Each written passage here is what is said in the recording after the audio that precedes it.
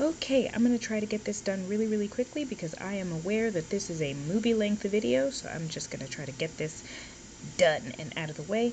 This is the very first video of the very first campaign of my very first game that I've ever made in my life. The game itself is working titled Magic and Mayhem. The campaign is pretty solidly titled Practically Practicing Magic at the Orarian Upper University of Pragmatic Magic.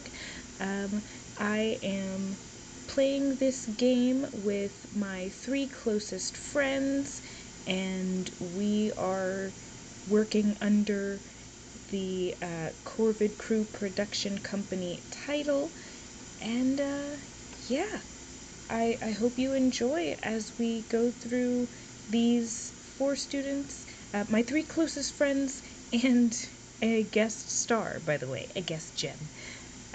So yes, enjoy the campaign! This first part actually occurred second after Safi's part, but I felt that the way we played the game made it so that Clive's part occurred chronologically before Saf's. So there might be some things you hear that don't happen until the latter half of the video. So please pretend that you didn't hear nothing.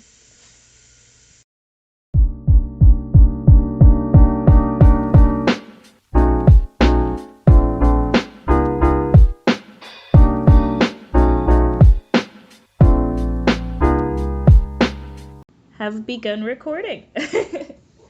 Yay! Yay! So this is either the second part or the second production by the Corvid Crew Production Company.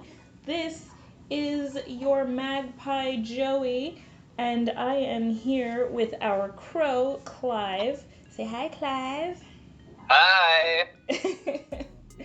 And Clive will be describing his character in just a moment, but in the meantime, I will be describing our environment.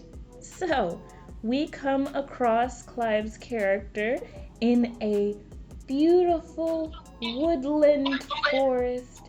The trees are treeing, the grass is grassing, and all of that jazz.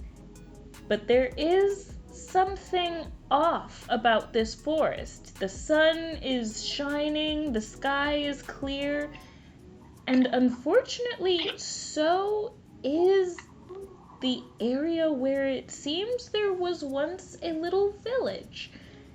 And in the garden, carefully tending to the plants and being approached by a very, very large owl is our character, Neo. Would you please describe Neo?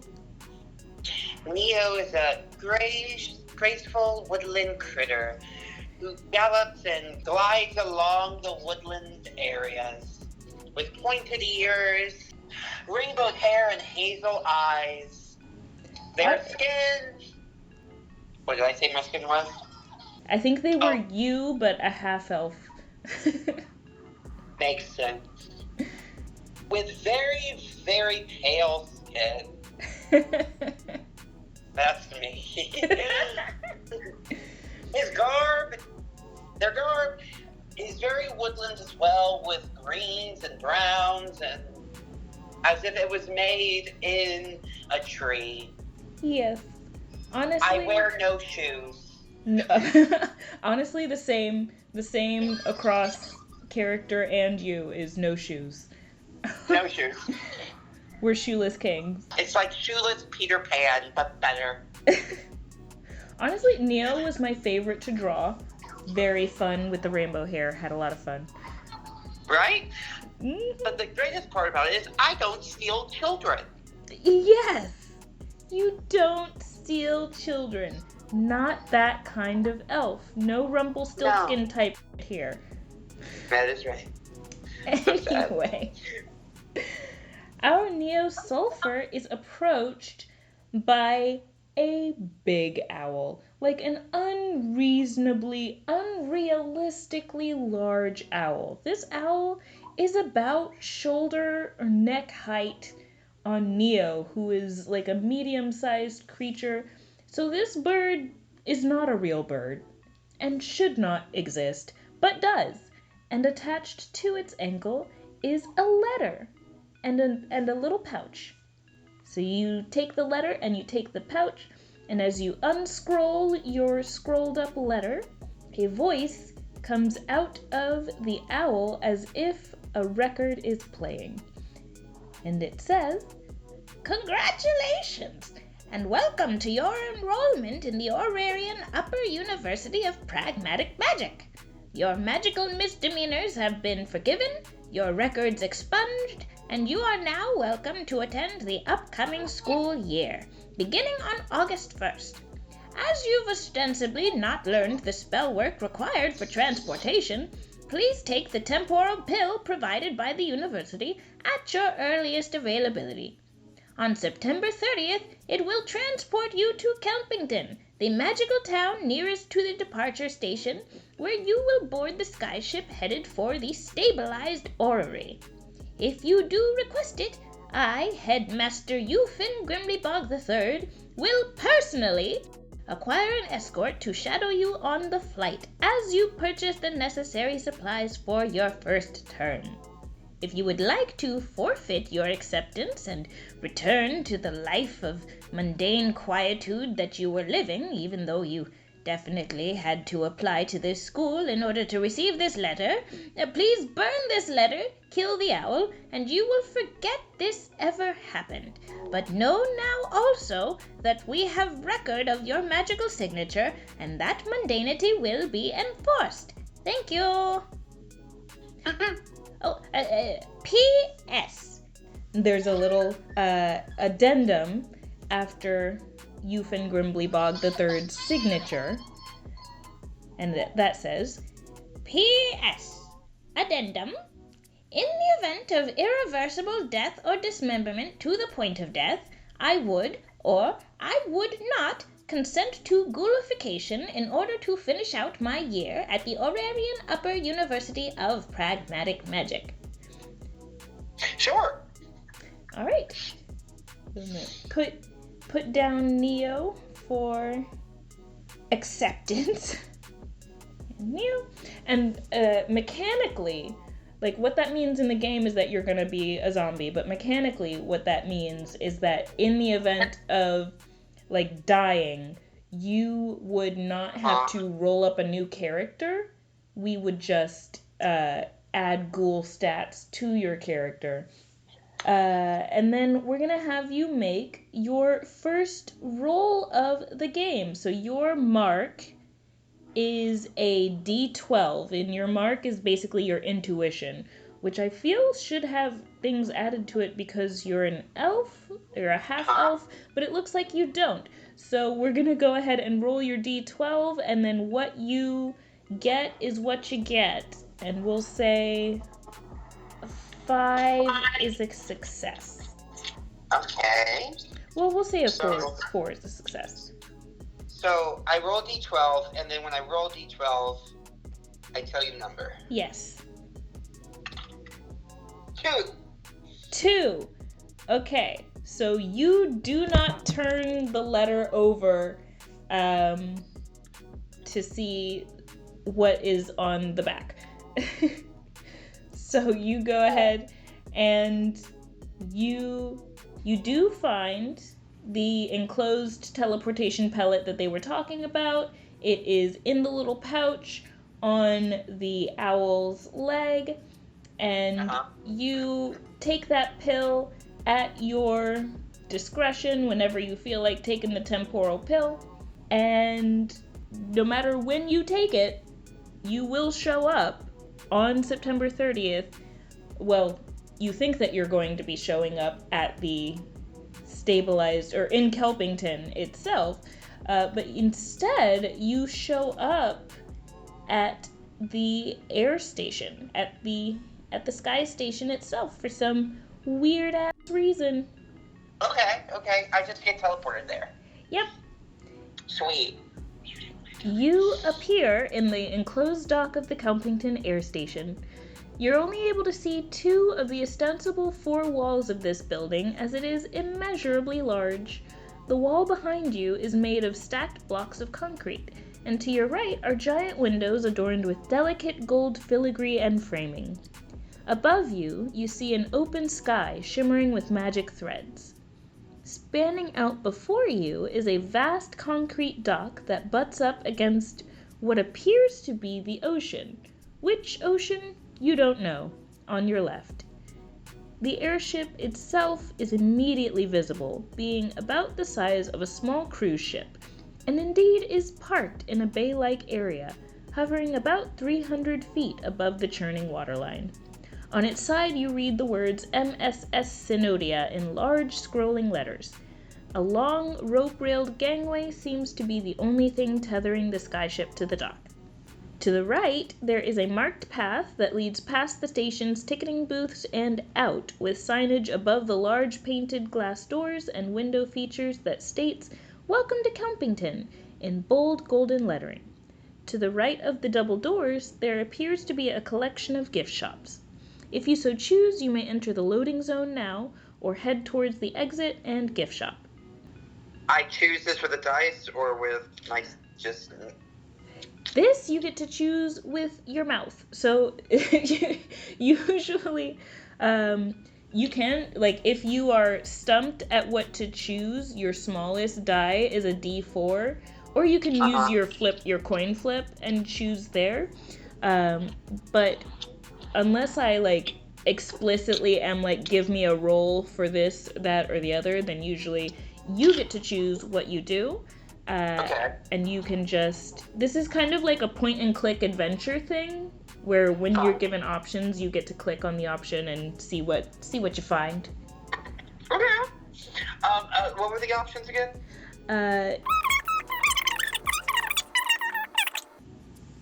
Let me look at the gift shop. Alright, so you head toward the gift shop. Some stores in the magical countryside are the same as their mundane branches. Things Remembered is one such store.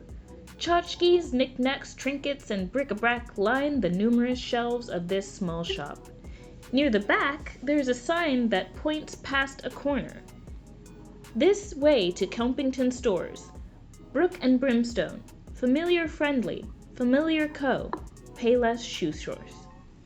Upon turning that corner, you see 4 similarly labeled doors embedded into the back wall of a tiny seating area, hidden by shelves.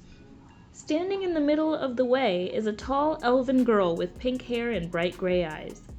She appears to be somewhat impatient, sandaled foot tapping and bare arms crossed over a cropped male shirt and a flowy ombre'd teal sundress. Upon making eye contact, she brightens up, smiling, and then steps forward, extending a hand to shake. November Harris, very nice to meet you. Hi. Nice to meet you too. Oh my god, hi. The girl begins to read from a script that is pretty visible to you as it hovers like a holographic teleprompter in the air between you, writing backwards for you, of course, but forwards for her, as she speaks. I'm just standing here to let students know that if they want pets or familiars, they should go to the Familiar Friendly or Familiar Co. And if they want discounts galore, they should go to Brook and Brimstone or Payless Shoe Source to get those good deals. Once done, she waves away the scripted letters and leans into you. Really, there's like a portal to the Payless in the mall, and you don't have your tome list yet, so you're really only going to want to go to the pet stores. She jerks her thumb at the 2 center doors. I'm assuming you're like freshmen, since you're the last ones here. She's talking to you, Neo. Oh, she's talking to me? She's talking to you. You are a freshman. Yes, I am a freshman. Thank you for noticing. I'm really excited for joining in and wanting to, like, have a little bit different experience.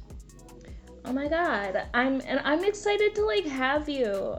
She does not actually look excited, but she does look excited to see another half elf. Maybe we could be friends. Maybe we could help me figure out where and what I'm supposed to be doing. Go ahead and roll your d12 again. Roll another mark for me. Because as you say, maybe we could be friends, you notice something on her face. 5. 5. Awesome possum. So you don't only notice the look on her face, you also notice that there are some red lines beside her face, which kind of outs her as a berserker. Which you don't know a lot about berserkers, but you do know that a city elf such as what this girl appears to be would not be accepted amongst the berserkers. So she sees that you're a wood elf and you've asked her to be friends. She's chill with you automatically because you've accepted her. So that's not very hard. So she goes, "Oh my god, like, thank you. We can definitely be friends. I'm a second year, so I can definitely like show you around. And you haven't met my boyfriend, but he's basically just outside telling people not to go outside because like the town's closed. Like I know, like the whole freaking town, which is like weird. Anyway, you haven't met my boyfriend yet, but he's like also a second year, and I am in the student council. That's like why I'm here greeting students and stuff. But I'm like 23. No, I'm 24. I'm sorry. That was actually a mistake on Joey's part. This girl isn't dumb. She's just, no, she's just a valley girl. Let me rephrase that. She's not so dumb that she doesn't know how old she is. That's just Joey being sick and forgetting that her boyfriend is 23 and she's 24.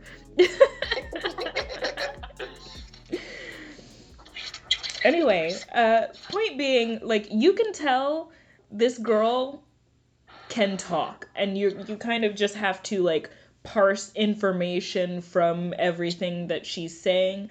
I'm not going to make you, the person, do that, though. I'm just gonna tell you what she's saying so that I don't have to talk for 10 minutes and tell you 2 things. So she tells you that her name is November Harris. She's also a half-elf. She's a berserker, which you noticed from the markings on her face. She's 24 years old, and she's a second year, which is odd because they just upped the age to 23. It used to be 18 last year. She and her boyfriend got lucky to kind of get in at that deadline, and they're just trying to, like, finish their year out. Her goal is just to marry Mr. Morris. He has goals that she doesn't know about. It's not that she doesn't care, she just doesn't know.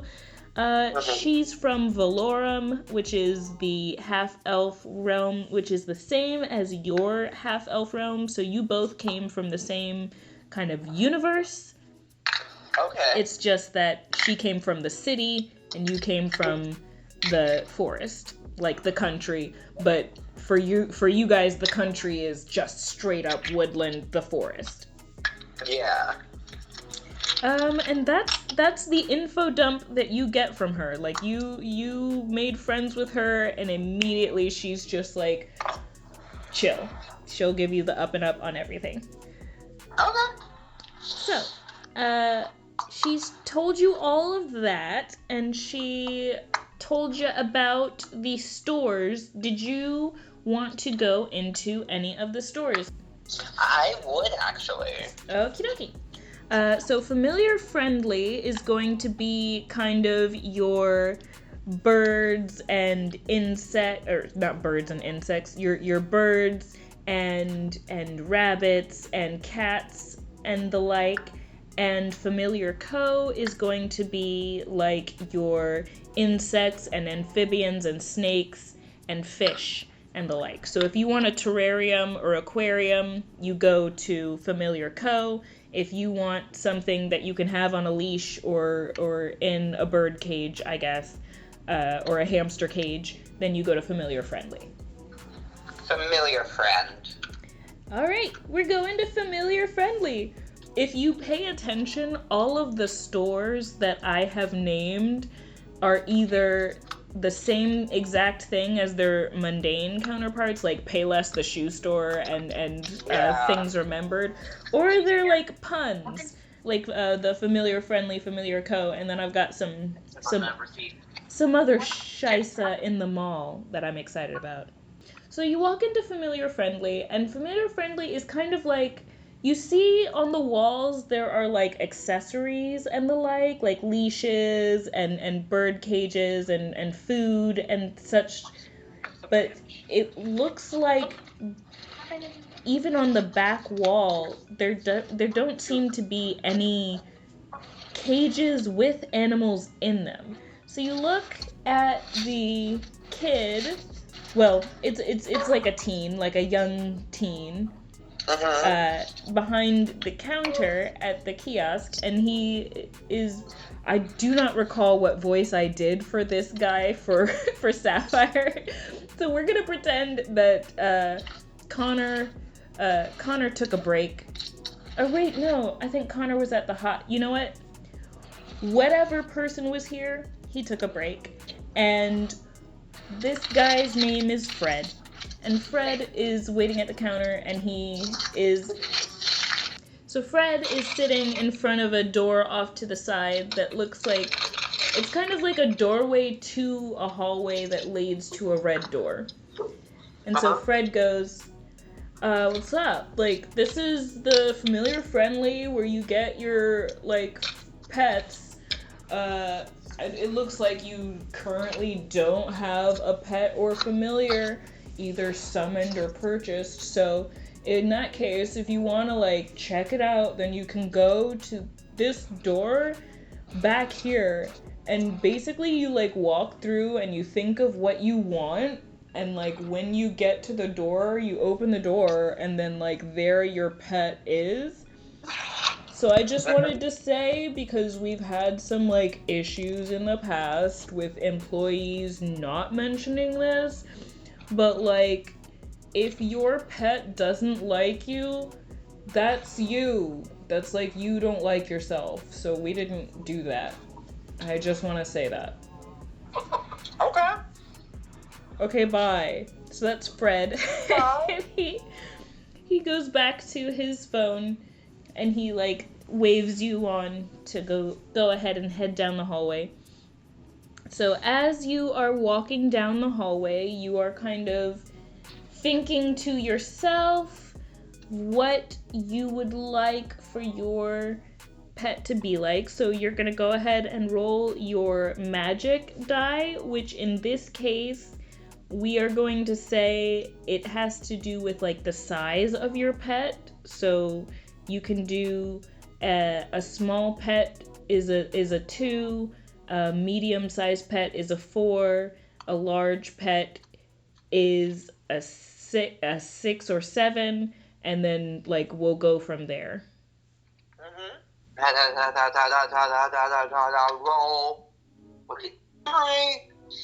A 3. So you get one small to medium-sized critter. So it can't be medium-sized, not like a big dog, but it can be like a fox, like not so small as a cat. Cool. Okay. Damn. While you're thinking, I can tell you the difference between a familiar and a pet, if you like. So a familiar is going to be a critter that you summon that can go away, and is not like, while it is based on your magic size-wise and amount-wise, it is not like sustained with your magic, or rather it is sustained with your magic, and which is why it can come back if it gets killed. A pet, while the size is dependent on your magic, doesn't go away unless killed, but unfortunately can be permanently killed. So like a pet can also be conjured, but this is like a conjuring shop where even if you went back, if you rolled the same 3 and you got your same animal, it would be a different animal because it's not the same thing. So that's the difference between a pet and a familiar. This is your pet. Okay. So, pets can die. Yes. Okay. I'll go with a fox. Actually, I'll go Okay. with I'll go with a red fox. A red fox. Oh, little red foxes are cute. Are they? They are. All right.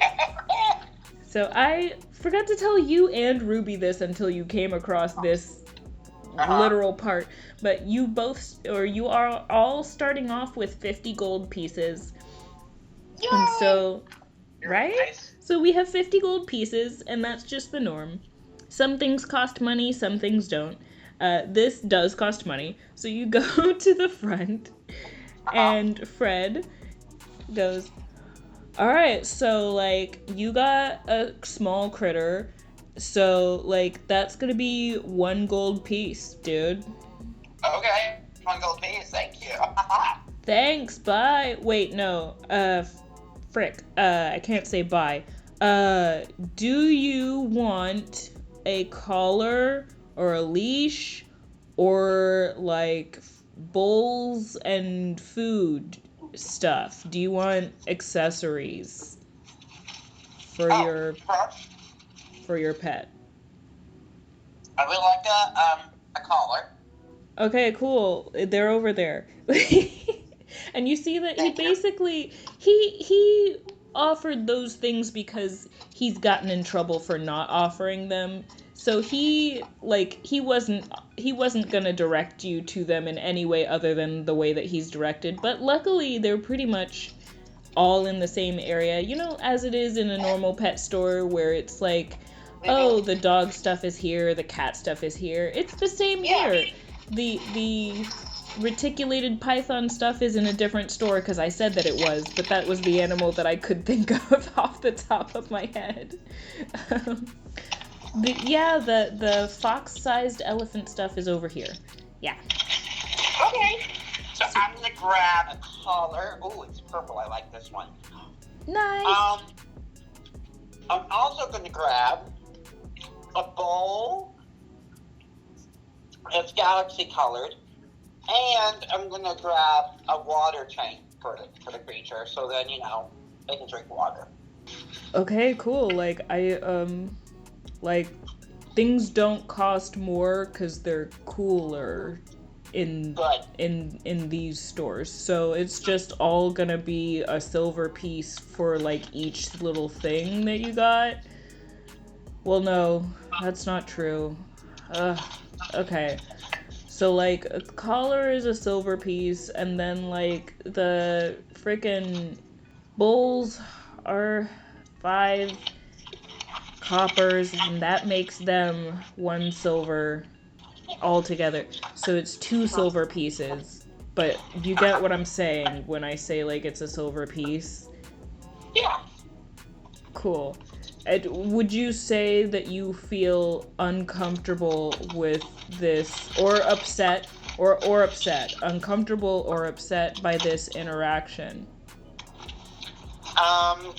I have no feeling whatsoever about this interaction. That sounds like a no to me.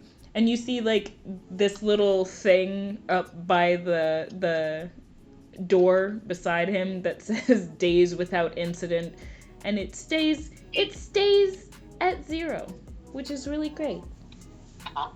Or sorry, it stays at 1, because that's what those signs mean, right? So it stays at 1. This guy, for whatever reason, doesn't like his job, but it is what it is. Fred lets you go. You have your adorable fox, which you get to name, because that's your fox. Cool. Now that you have visited Familiar Friendly, you can still enter any of the other stores, but those are your choices. You can enter Familiar Co., you can go back and mess with Fred more, you can go into the Payless or the Brook and Brimstone, or you can go to the loading zone of the whatchamacallit, the skyship. The friends. Alright. So you walk towards the airship and up the long tethered gangway, getting ready to hand your letters to the waiting ticketer. A ghoulish giantkin, he stands at an imposing 8 by 2.5 feet, blocking the door and hallway to a large glass-domed area. The glass windows are darkly tinted, and so you are unable to see inside until he verifies your tickets. You're very high up above the water as you walk up the gangway. Do you look down? Keeping in mind you're a wood elf, so you are up in the trees a lot. And I don't think you have you don't have any particular issues with water that I know of. It was snow that ruined your village. Do you look down? Yes. All right. You look down and you see a bunch of people kind of hovering around the edge, and the water looks very dark and churning, and you don't see why they are around the edge, but you can ask, well, you can't ask the ghoulish giantkin, but you can go inside and maybe you can ask somebody there what happened. So, upon entry, you discover that the space is larger on the inside. Much, much larger, if the large neon sign reading Magus Mall is anything to go by. You may either browse the lobby area or enter the nearby bookstore and thus the mall. Either way, the trip is perfectly timed to end when every student has finished shopping. I'm gonna enter. You're gonna enter? Alright. On your way to enter the mall, you must enter the bookstore. And on your way to enter the bookstore, you of course must cross the lobby. As you're doing so, you hear a voice calling your name. A transparent mermaid approaches you from a seating area off to the left. This must be the guide appointed to you by the headmaster. Hi, my name is Sybil Lacrimosa. I'm your guide, I guess. I'm gonna take you into the mall if that's okay with you. Yeah, that's of course okay. Okay, yeah, okay. So she goes ahead of you to enter the mall. You and Sybil enter the bookstore together. She explains some of the more pertinent wares of the bookstore to you, and they're like, it's simple stuff like quoting quills and testing tomes to help you with your quizzes and crap like that. Nothing too flashy. And she's pretty observant, so as you are entering the mall, you notice that there's a small sign by the entrance door that reads, "Third floor food court seating reserved for concert goers," which she's super happy to explain to you. And she basically says, so my absolute favorite girl group is Drop Dead Gorgeous Divas.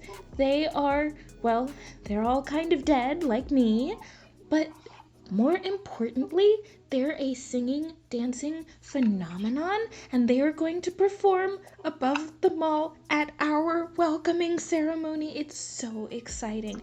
So as soon as you're done shopping and everybody else is done shopping, we're gonna go to the top. I cannot express to you how excited I am because I might disappear.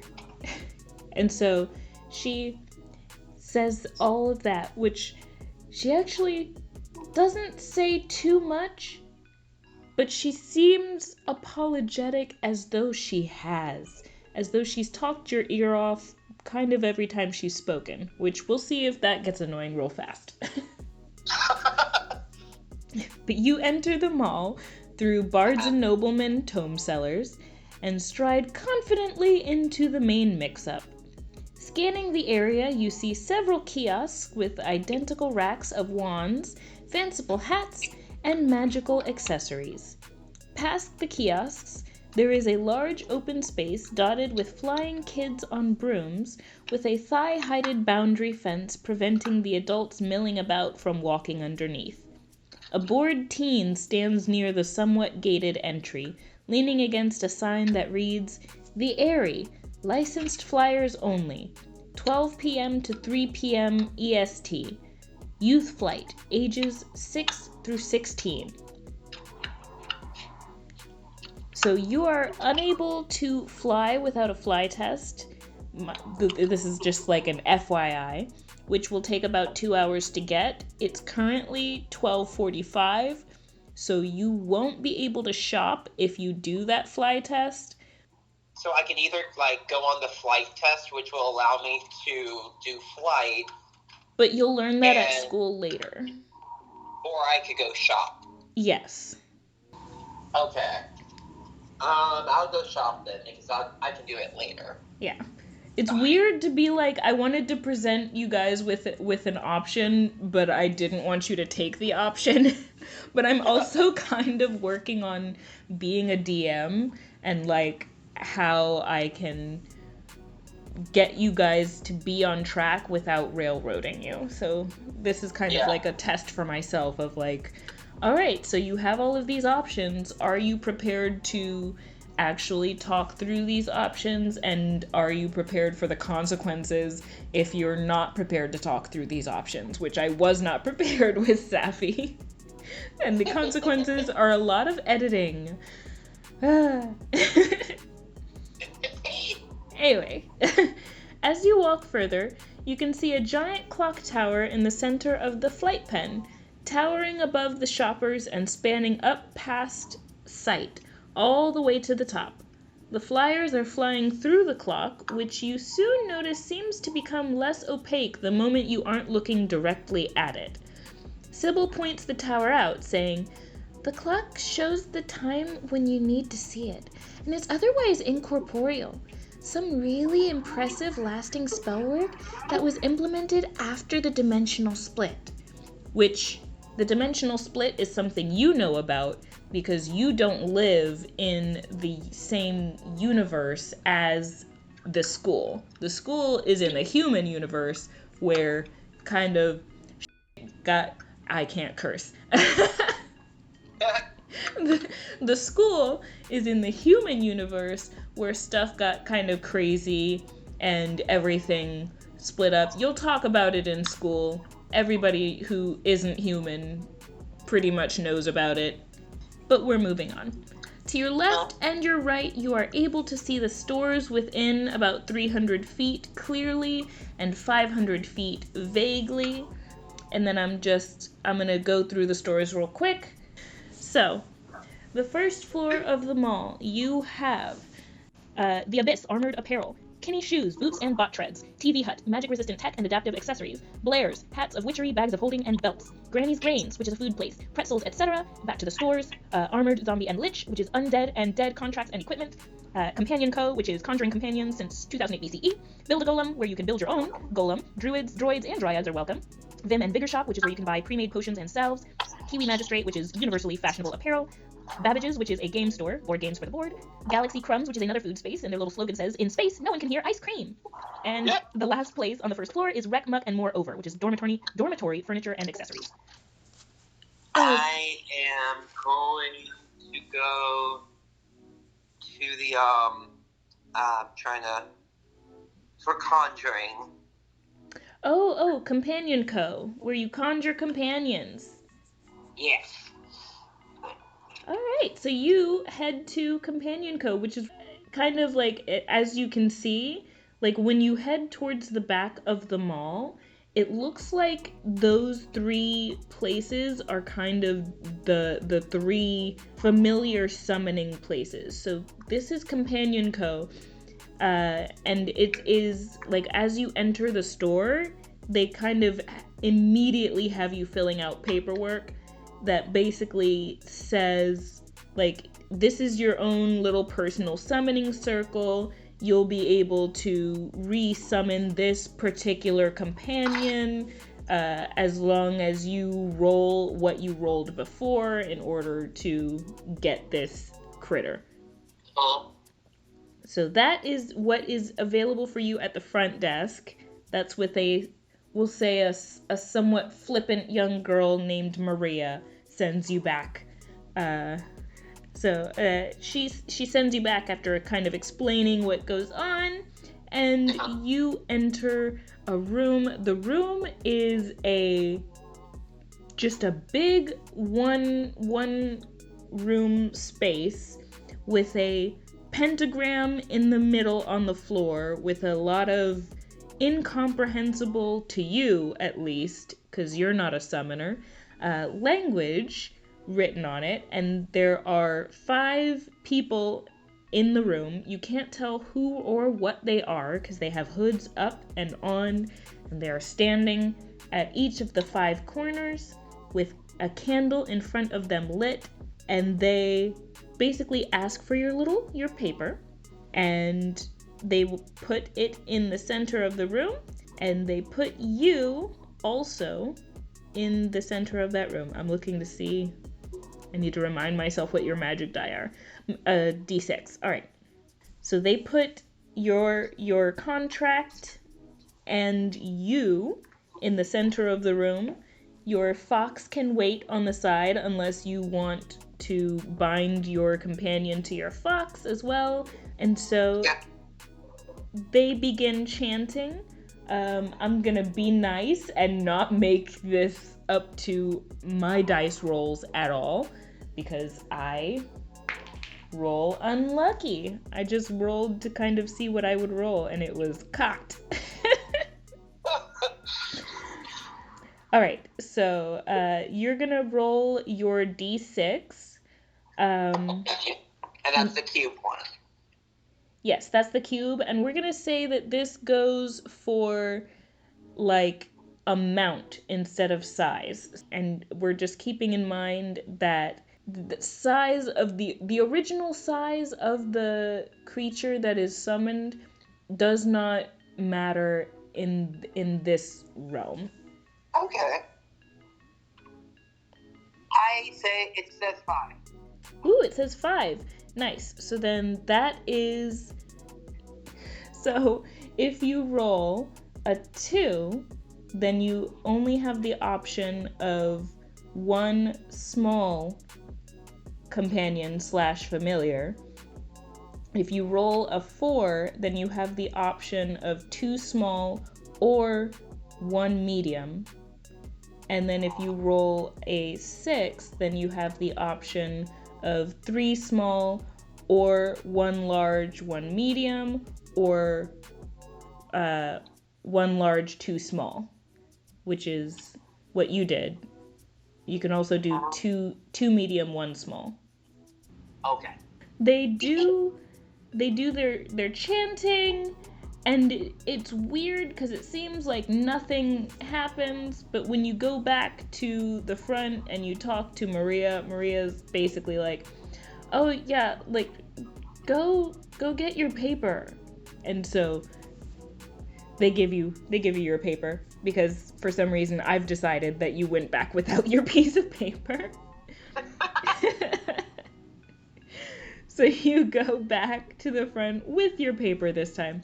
And Maria goes, yeah, so this contract now basically has your familiars in this piece of paper. So do not tear it up or anything like that. It's kind of like your ticket to ride this skyship.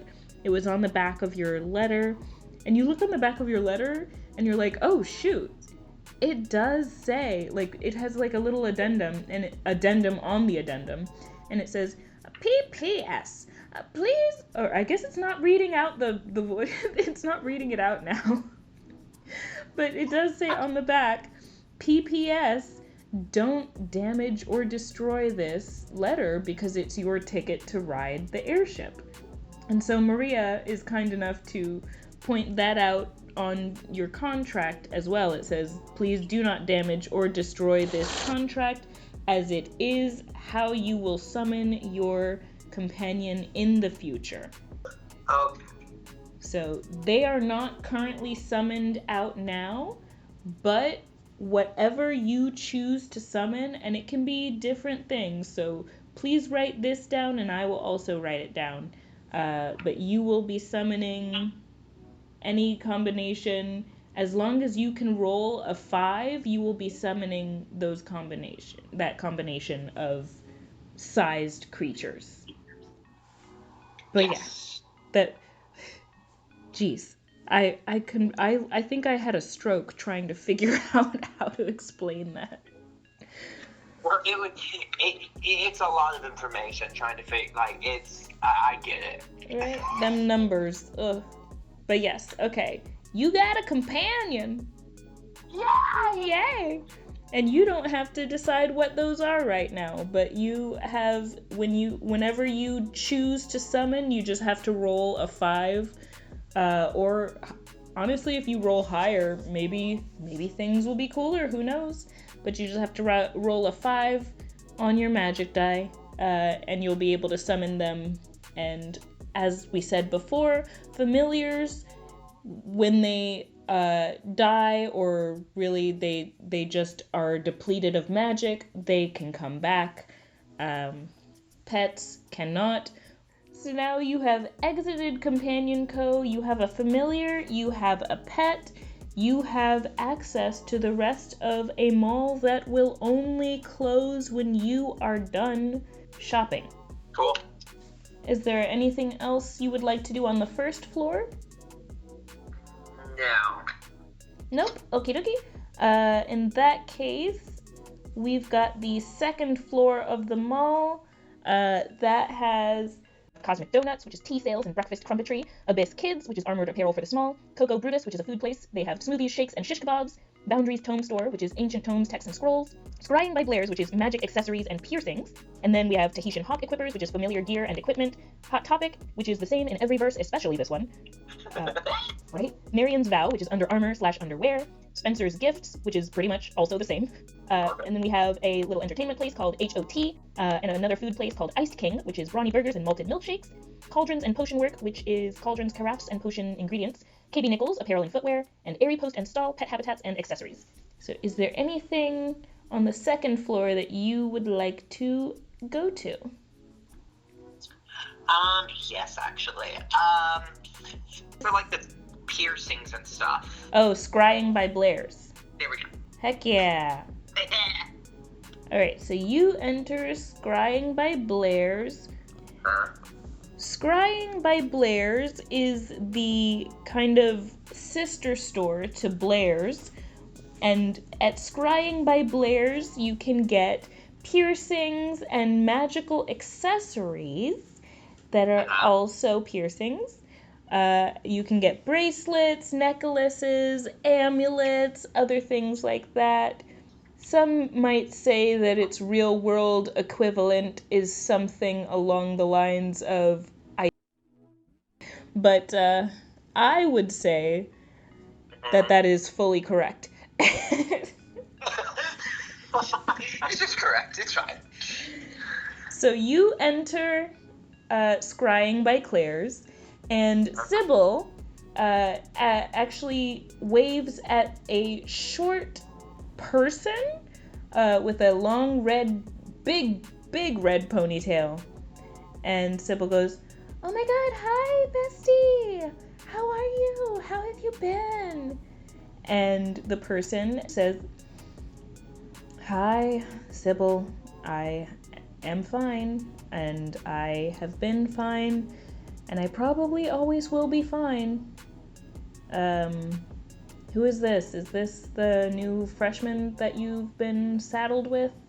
And Sybil says, "Oh my god, that's not nice.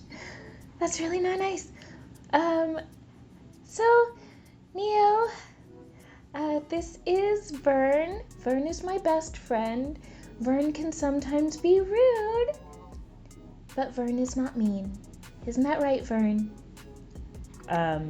That's objective. Neo could think I'm mean, and that could be true for Neo. I'm not mean to you.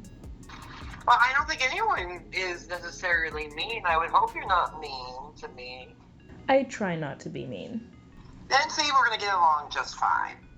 Sweet. I'm here getting piercings vicariously because Sybil can't. That's okay. I'm getting piercings because I've been wanting to get piercings for years. I'm finally doing it today. Oh my god, that's so exciting for you. I'm happy to be here while you take your... Well, I guess this isn't a journey, but it's still pretty cool. No, I think it's very cool. I also do think it's very cool. And Vern goes ahead and takes you over to... I can't make up any more voices. So they're just gonna take you...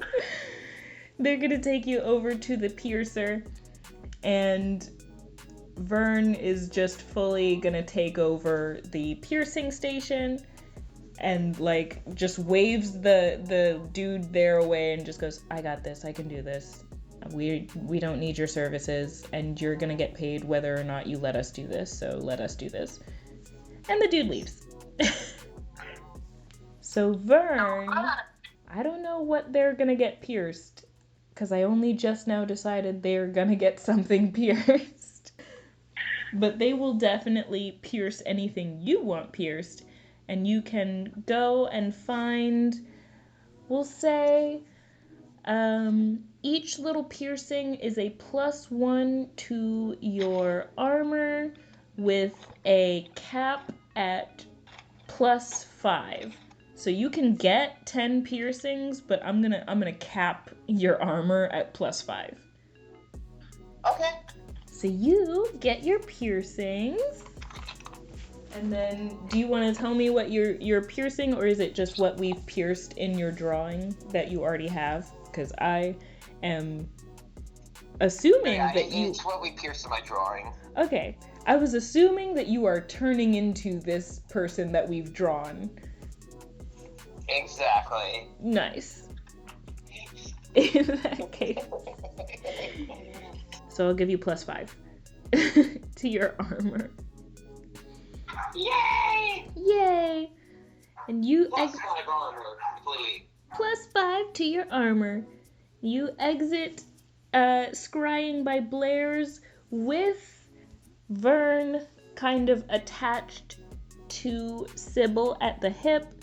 And we're gonna say, honestly, I'm gonna say Vern gets her nose pierced. Because I feel like girls and boys who don't take anything from anybody have their noses pierced. Or maybe it's the Very much eyebrow. so. Is it the eyebrow? I don't know. I thought it was the nose piercing where it's like in the middle. Yeah, that's the exact one I was thinking of. Like, it's not the side one. It's the one where it's like a bull's, like the bull ring. I think that's why. It's exactly. like stubborn like a bull. All right. Yeah. So Vern gets a septum piercing, and you all head to the Hot Topic. As you kind of approach the Hot Topic, you see Sybil. Like, Sybil has been a transparent mermaid this entire time. Like, she's very clearly a spirit or a ghost. But as you approach the Hot Topic, this girl starts to, like, literally glow. And she's just like, oh my god, Hot Topic is my favorite store! Which, this is, like, the loudest you've heard her be. This is my absolute favorite place ever! And Vern goes, oh my god, Sybil, you're yelling. I'm sorry. So that's as you approach Hot Topic. Like I said, it's the same in every universe. So you go in, and I'm so old in the brain, I don't know what's popular. I actually just discovered Smosh, like, in the year of our Lord 2025, so I don't... Just discovered Smosh? Yes. This year, in, like, May or June, I watched my very first Smosh video, and... Oh my god. And if we're gonna be 100% honest, it is only because they were on Dropout that I ever even saw that video. The YouTube algorithm was like, you will enjoy these people. And for a while I was like, oh my god, I really do enjoy these people. Yeah, no, they're funny. Yeah, but that's like how mentally old I am. So I can't tell you what is in the hot topic, but know that it is culturally relevant. It's culturally perfect. And it is hip and of our time. Okay. Easy. Yeah. So you go into Hot Topic and, like, they have everything that is on TV right now. Or, no, people don't watch TV anymore. They have everything that is available on Netflix and Hulu. Perfect. Alright, I am going to grab some Invader Zim merch, and, Hell yeah. right? I mean, right?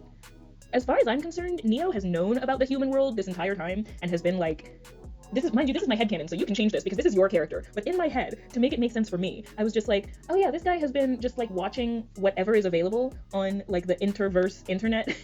And he's been like wanting to go to these stores and buy these things. And like when the destruction of his village happened and everybody either was or wasn't okay, he was just like, all right, like there's no better time than the present. I'm kind of bummed over my whole garden being dead. Let me just go. But like I said, this is what I, the GM, am telling myself. I don't know your story, and you are free to make your story up as you go along, but please do, like, inform me of it at some point, because I can only improv so much because my brain is only so big. Okay, cool. Is there anywhere else on the second floor that you would like to enter? I went into Hot Topic and to, the Piercers, and Yes. I think that's good for me. Awesome. In that case, you are essentially, you're done with our current session. You are I'm about to bring you, I don't know why this is so difficult to say and why I'm still saying it in this voice. You're at the point where we're about to wrap up with the part where Saf is. Okay, so you enter the third floor of the mall, which, as Sybil told you earlier, or rather, as you saw earlier, you read earlier on the sign, and Sybil kind of explained for you, usually is the food court, but currently is just this gutted out sort of area, and it's kind of crazy that this was not visible from below, but the area has been blacked out.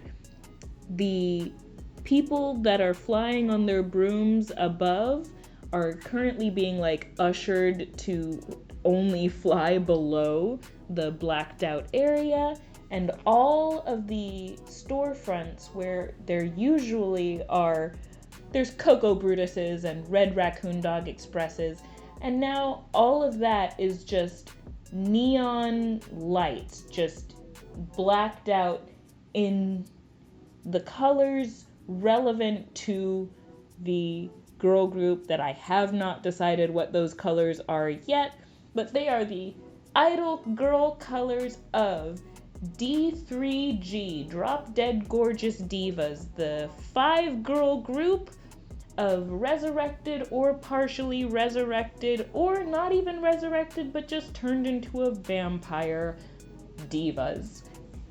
And they are set to perform for your opening ceremony.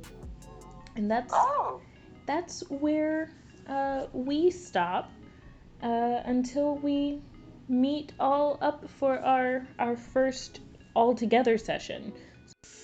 Except not really, you're gonna see me again right now, because I swapped to the order of these two parts, and it's looking like that was a good idea. Yeah, so enjoy this second part, which is the first part that we played. Hello, and welcome to a Corvid Crew production company production of Magic and Mayhem. This is going to be the campaign Practically Practicing Magic Year 1. So this would be Practically Practicing Magic at the Orarian Upper University of Pragmatic Magic. We really like a long title here.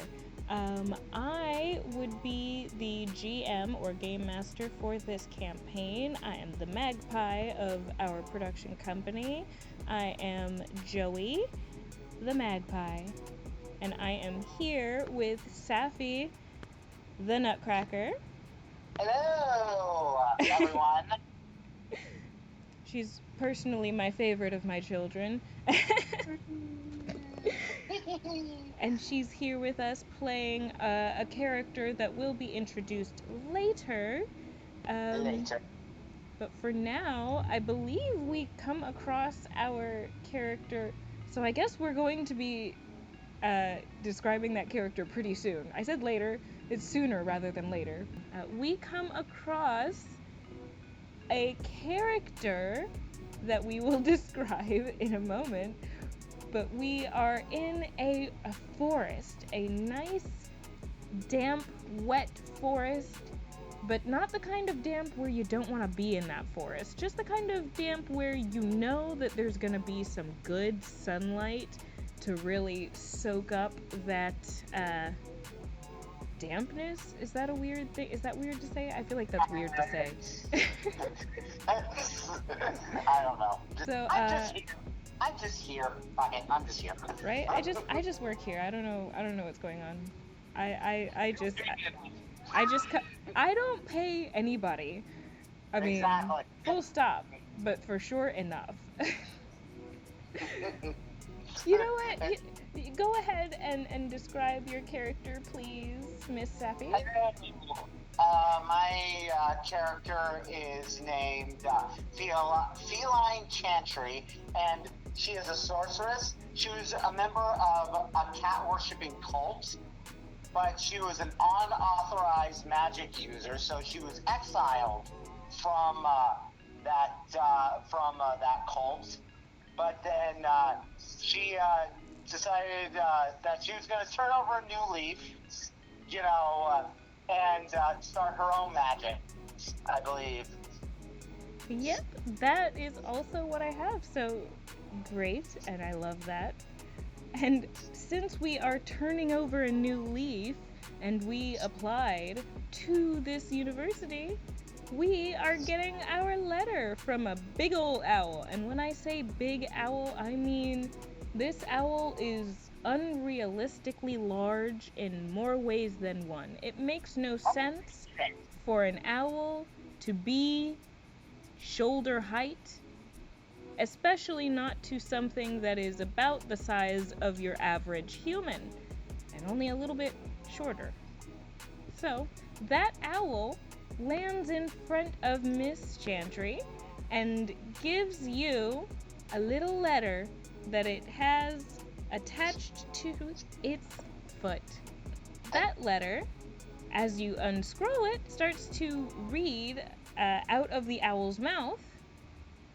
Congratulations, and welcome to your enrollment in the Upper University of Pragmatic Magic at the Uber Arctic Orarian Circle. Your magic misdemeanors have been forgiven, your records expunged, and you are now welcome to attend the upcoming school year beginning on August 1st. As you've ostensibly not learned the spell work required for teleportation, please take the temporal pill provided by the university at your earliest availability. On September 30th, it will transport you to Campington, the magical town nearest to the departure station, where you will board the sky ship headed for the stabilized orrery. If you do request it, I, Headmaster Eufin Grimblybog III, will personally acquire an escort to shadow you on the flight as you purchase the necessary supplies for your first term. If you would like to forfeit your acceptance and return to a life of mundane quietude, even though you definitely had to apply to this school in order to receive this letter, please burn this letter, kill the owl, and you will forget this ever happened. But know also that we now have record of your magical signature, and that mundanity will be enforced. Thank you! And then right after you see a kind of messy, scrawled signature of the Dean, Euphin Grimblyblog III, there's a PS addendum where you can fill out a little bit of a contract where it says, P.S. In the event of irreversible death or dismemberment to the point of death, I would or I would not consent to ghoulification in order to finish out my year at the Aurarian Upper University of Pragmatic Magic. And then in very, very fine print, it says, Please note, ghoulification will only last for 1 year unless contracted with the necromancer who does the resurrection. Thank you. And that is your acceptance letter. Would you or would you not like to consent to ghoulification in order to finish out your year? And basically what this means is that if you die, if you permanently die as a character, instead of re-rolling a new character, I'm going to have you be resurrected, and then you have ghoul stats added to your stats. Well, I'm still a little curious how anybody was able to find me, considering the fact that I intentionally isolated myself from any life forms, but sure, the moment I hear dismemberment, I'm all for it. All for dismemberment, so yes. All right, we are consenting to ghoulification. I gotta write that in my notes.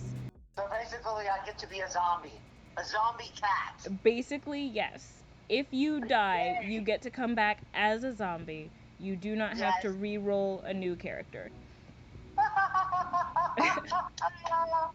Yay! So that is that's your letter.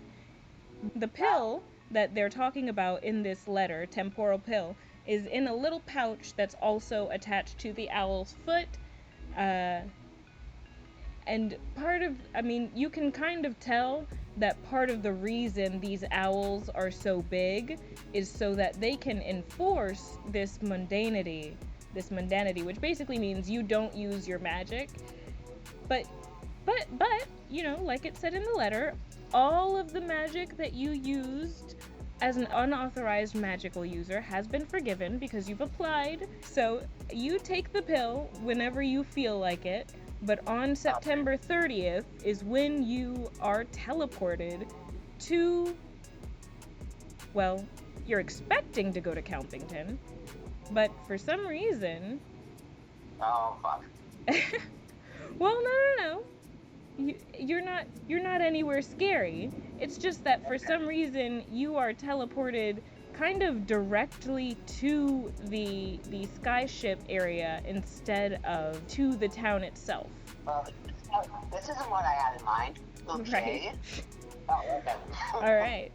So for some reason, you appear in the enclosed dock of the Kelpington Air Station. You are only able to see 2 of the ostensible 4 walls of the building, as it is immeasurably large. The wall behind you is made of stacked blocks of concrete, and to your right are giant windows adorned with delicate gold filigree and framing. Above you, you see an open sky shimmering with magic threads. Spanning out before you is a vast concrete dock that butts up against what appears to be the ocean. Which ocean? You don't know. On your left. The airship itself is immediately visible, being about the size of a small cruise ship, and indeed is parked in a bay-like area, hovering about 300 feet above the churning waterline. On its side, you read the words MSS Synodia in large scrolling letters. A long rope-railed gangway seems to be the only thing tethering the skyship to the dock.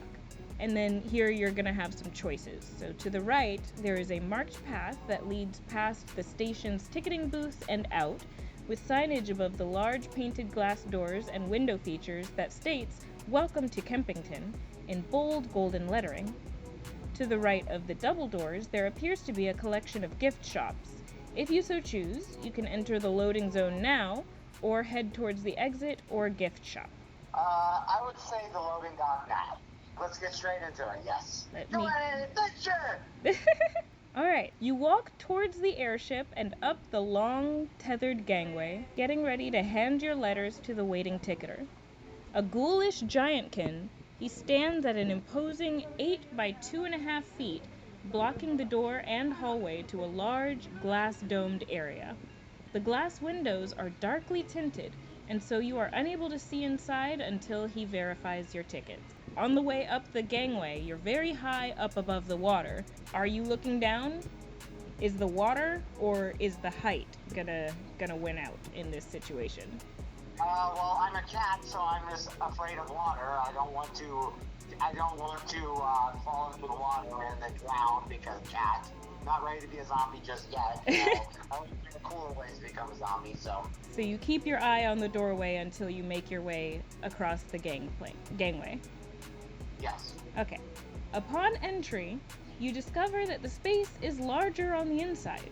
Much, much larger if the large neon sign reading Magus Mall is anything to go by. You may either browse the lobby area or enter the nearby bookstore and thus the mall. But either way, the trip is perfectly timed to end when every student has finished shopping. Oh, you know what? I would like to explore the mall. Alright, on your way to enter the mall, you must enter the bookstore. And on your way to enter the bookstore, you must, of course, cross the lobby. As you're doing so, you hear a voice calling your name. A pink-haired elf approaches from a small seating area off to the left. This must be the guide appointed to you by the headmaster. The elven girl is tall, with pale pink hair cut in a blunt bang over bright gray eyes. She appears to be somewhat impatient. Her sandaled foot was tapping, and her bare arms were crossed over a cropped male shirt and a flowy ombre teal sundress. But as soon as she made eye contact with you, she brightened up, smiling, and then stepping forward to intersect you before you could enter the bookstore. She holds her hand out for shaking and says, "November Harris, nice to meet you." Feline Chantry. I am so confused right now. Oh, well, this is the MSS Synodia. It's also kind of known as the Magus Mall, and basically what you do here is you buy your, like, school supplies and stuff. You can, if you want to get, like, a pet or something, then you have to go to the gift shop, because the gift shop has, like, portals to Kempington. Kempington's, like, closed down right now. Anyway, if you go into the gift shop, then you can get a pet, but, like, that's the only reason to go to the gift shop. If you want, like a plant companion or anything like that, like a zombie or, like, any of that sort of stuff. Of course, these are, like, zombies, not ghouls. Like, there's a difference between zombies and ghouls. We know that. We're, like, pro-dead here at the university, but, like, very specifically this year we have... Anyway, you can go to the gift shop if you want a pet. Yeah. Well, you know, the moment you mentioned pet, first I was going to say fuck the gift shop, but then the moment you mentioned pet, I am all for giving a pet zombie or a pet plant or whatever, you know, pet zombie, ghoulish, whatever. And go to the gift shop. Oh my god, let's go. Okay, but then in that case, I have, like, this... Hold on. Let me get my like, little thing. And as you guys walk down the gangway on your way to the gift shop, you kind of have to scooch past what looks to be a student in a hoodie who's arguing with that ghoulish giantkin as to, like, whether or not he can get on to the ship, basically. And I'm going to have you do your first roll of the campaign. Okay, rolling. Let me take a look. What do you have for Mark? Let's see, because I remember you sent that to me earlier from Mark. Oh, Mark is very good. So you have a D20, and D20, that's right. you don't add anything. So go ahead and roll a D20 and let me know what you get. Okay. Roll my dice up. Okay. Yes. D20. 7. You rolled a 7. Okay. Yes. All right. So as you're walking out, you kind of scooch past the two. You can't really hear what they're saying, but like I said, you do hear that he's arguing with the giantkin over whether or not he can get on the ship. And then as he storms away, he just goes, well, fine, I'll talk to my sponsor. And he storms off, and you see out of his pocket floats his little paper, and it is his letter for the school, but it appears that the top of it has been torn off, so you don't have his name and you don't have any of that stuff. But you can look at your own letter and see what might be missing. So Curious. you turn your paper around and you see at the top a PPS. So on the front was the postscript for ghoulification. On the back it says PPS. Please do keep track of this letter and do not damage or destroy it in any way, as it will double as your ticket to ride the airship. Thanks again, Grimblybog III. So you see that this student, because he damaged his letter, for whatever reason, he wasn't allowed to ride the airship. Oh, that's sad. Yeah. November, seeing all of this happen, goes, oh, God, that happens every time. I'm glad he has, a sponsor or whatever, and he can call, and he can, get a ride to the school or whatever. It's just that the problem is that the skyship, changes dimensions, and, it's kind of hard to get that done. So, whoever he has on his side, super powerful. But I remember that kid. That's, Wendell. And he's a special case because he died last year. And so his sponsor must be some big dude that he's contracted with. So cool, Wendell. Good for you, Wendell. Anyway. What? Must have powerful parents or something. Must be nice. Right? Must be frickin' nice.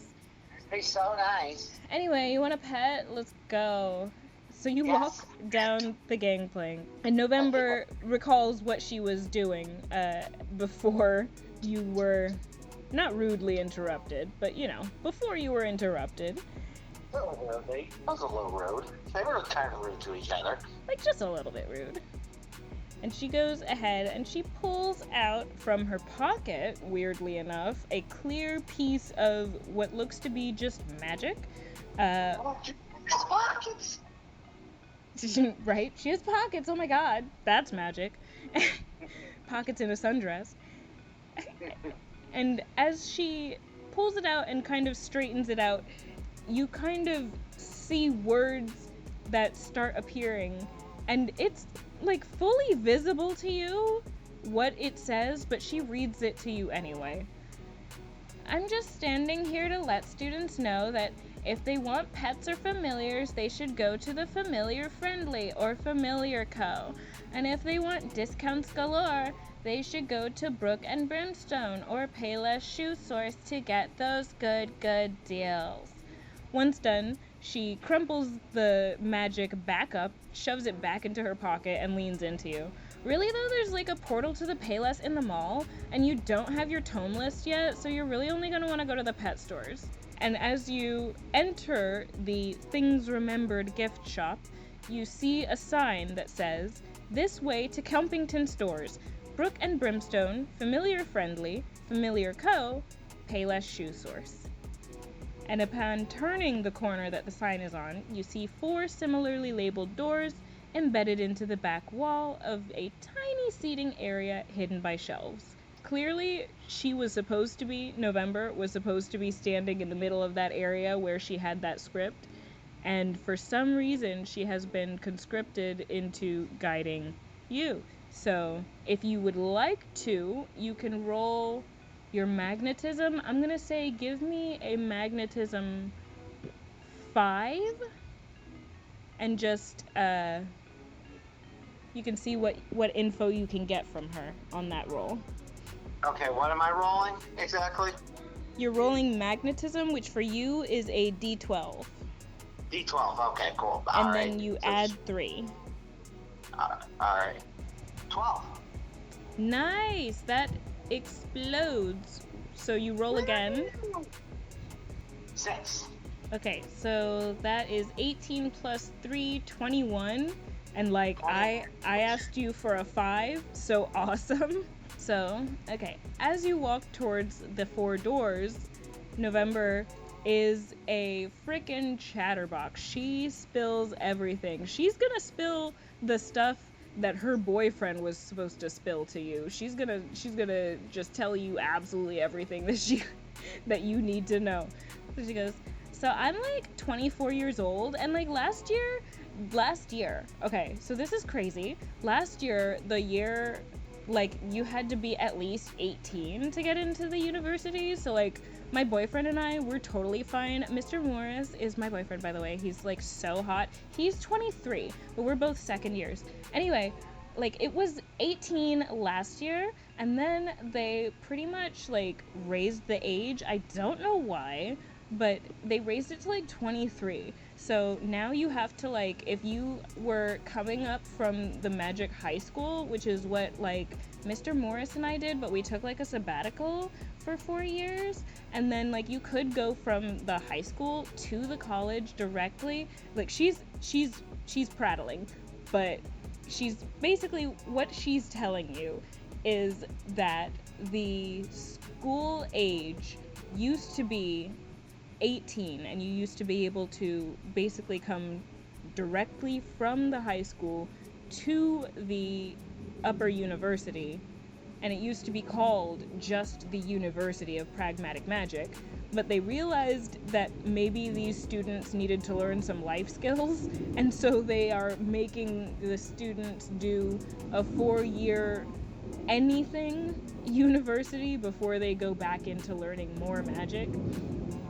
And so this year you have a mix of freshmen who are like November, who have taken a sabbatical, and then a mix of like 23-year-old kind of delinquents like yourself who exactly who you know, either got caught or decided to become, you know, a newly registered magic user by joining the university. Well, obviously, I'm gonna want to hang out with the delinquents. Right? So she and the rest of the people, they are members of the student council, but her boyfriend is not a member of the student council. It's just her. She's an enforcer.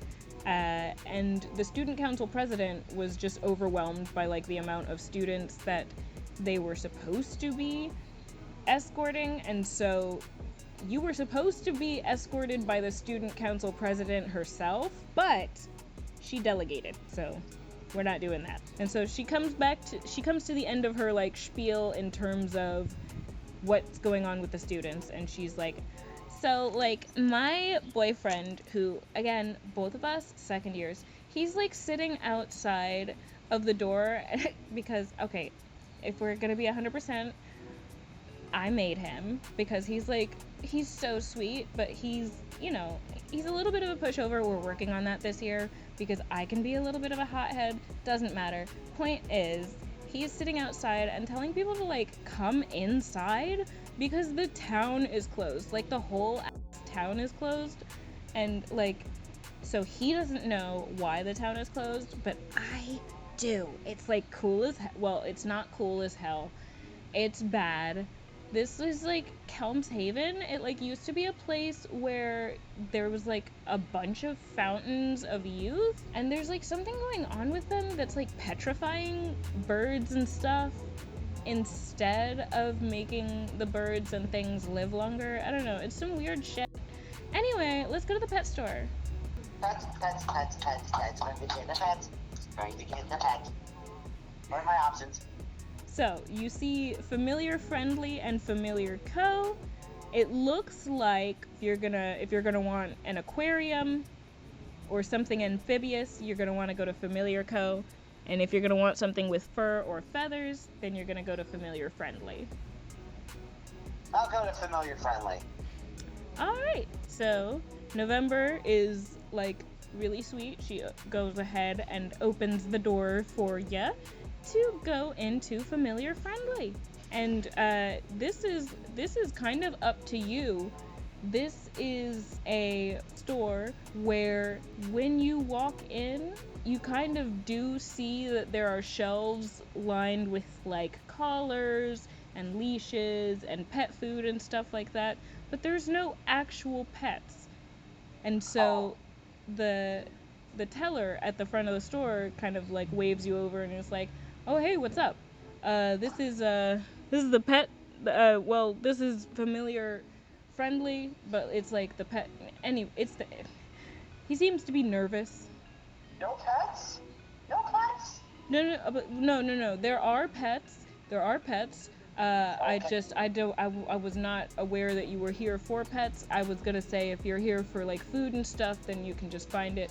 If you want to find a pet that is also like a familiar, what you will do is you will walk down the hallway on my left, and you will think about what you want, and then once you enter the room, that will be your pet there. Oh, so I just have to think about a pet, and then it will just magically appear in front of me. Yes, and then like you're gonna come out and pay for the pet, but like it's kind of, it depends on the size of the pet, and you know, don't worry about it. You could just go like down the door, and then you see over his right shoulder, because he said to the left, but there is nothing to his left. So over his right shoulder is a doorway, and at the end of that doorway, it's a door that leads to a hallway, and at the end of that doorway is another door. This door is a red door, and it looks a little bit menacing, but it doesn't feel menacing. It feels neutral. So as you walk down the hall and you think about your pet, you go to open the door, and I will say let's give your first magic roll of the game. So for you, you have you rolled to have high control as well as high magic stores, so you don't have to, you roll a d6 for your magic, and you don't have to kind of wonder what's gonna happen. You have good control, so your intent is what will happen. So go ahead and give me, we will say a 2 gets you a little pet, a 4 gets you a medium-sized pet, and a 6 will get you a large pet. Okay, I'll roll a d6 then. Yep, go ahead and roll your d6. Okay. 6. Nice, that means it explodes, you roll again, but this is magic, so you will actually roll a d8. Okay, d8, alright. 7. Nice, okay, so that is 13, so you can, I will say you can either get 2 large pets or 1 very large pet. 1 very gigantic big-ass pet. Alright, what do you want to get? I was thinking a giant falcon. A giant falcon, awesome. Giant falcon that I can just jump on and it will just fly me everywhere. Rideable falcon, 100%. Yeah. Yes, that's what I'm thinking in my mind, yes. So I'm starting you guys all off with 50 gold. Okay. So you come out with your giant big-ass falcon. It pretty much, it has to like squeeze itself through both doorways, because like clearly this pet shop is meant for pets. So this is some crazy stuff, and it makes its way fine through the red door. Clearly there's some sort of magic going on there, so that door's fine, but it fully breaks the hallway door. Like as it's kind of squeezing through, you hear it just go. Yep, you hear it just go. And you are reminded of your goddess that you serve, Lois, the goddess of mischief. So you go ahead and you go up to the, honestly, we're gonna call him a himbo at the counter, and he's like, oh wow, like, okay, like, normally it's like 1, 3, or 5 gold, so I guess like 10 golds? Cause that's like a big, like, is that fair? Like, would you say 10? Yes, that's right, Mr. Himbo. There you go, Mr. Himbo. Okay, cool. Alright. I don't have anything for your bird, so I'm gonna have to ask you to, like, go. I'm pretty sure that they can hunt. And he looks not terrified, because clearly he deals with all sorts of animals, but he does definitely look a little nervous. Questioning my life choices. Yeah, I'm used to it. As he sends you out of the shop. And then, it being another magical door, luckily, this one also does not break. And November's like, oh my god, like, what is, well, I mean, clearly it's like a bird or whatever, but like, what the heck? You know what? I can't even say anything, because, like, you haven't seen my pet. He's, like, back in my dorm. Anyway. I want to meet your pet. You'll, like, meet him later. I'm excited to show him to you. What's this one's, like, what's this? Is this a guy or a gal, and what is their name? Like, what is this? This is a non-binary falcon named Chitra. Chitra, the non-binary falcon. Love it. I love that. Anyway, so do you want to get on the ship? I'm like, this is not my job. My job is, like, hearing the rules, and then I go and I enforce them, which is why I'm an enforcer. I don't know why I got the talking job.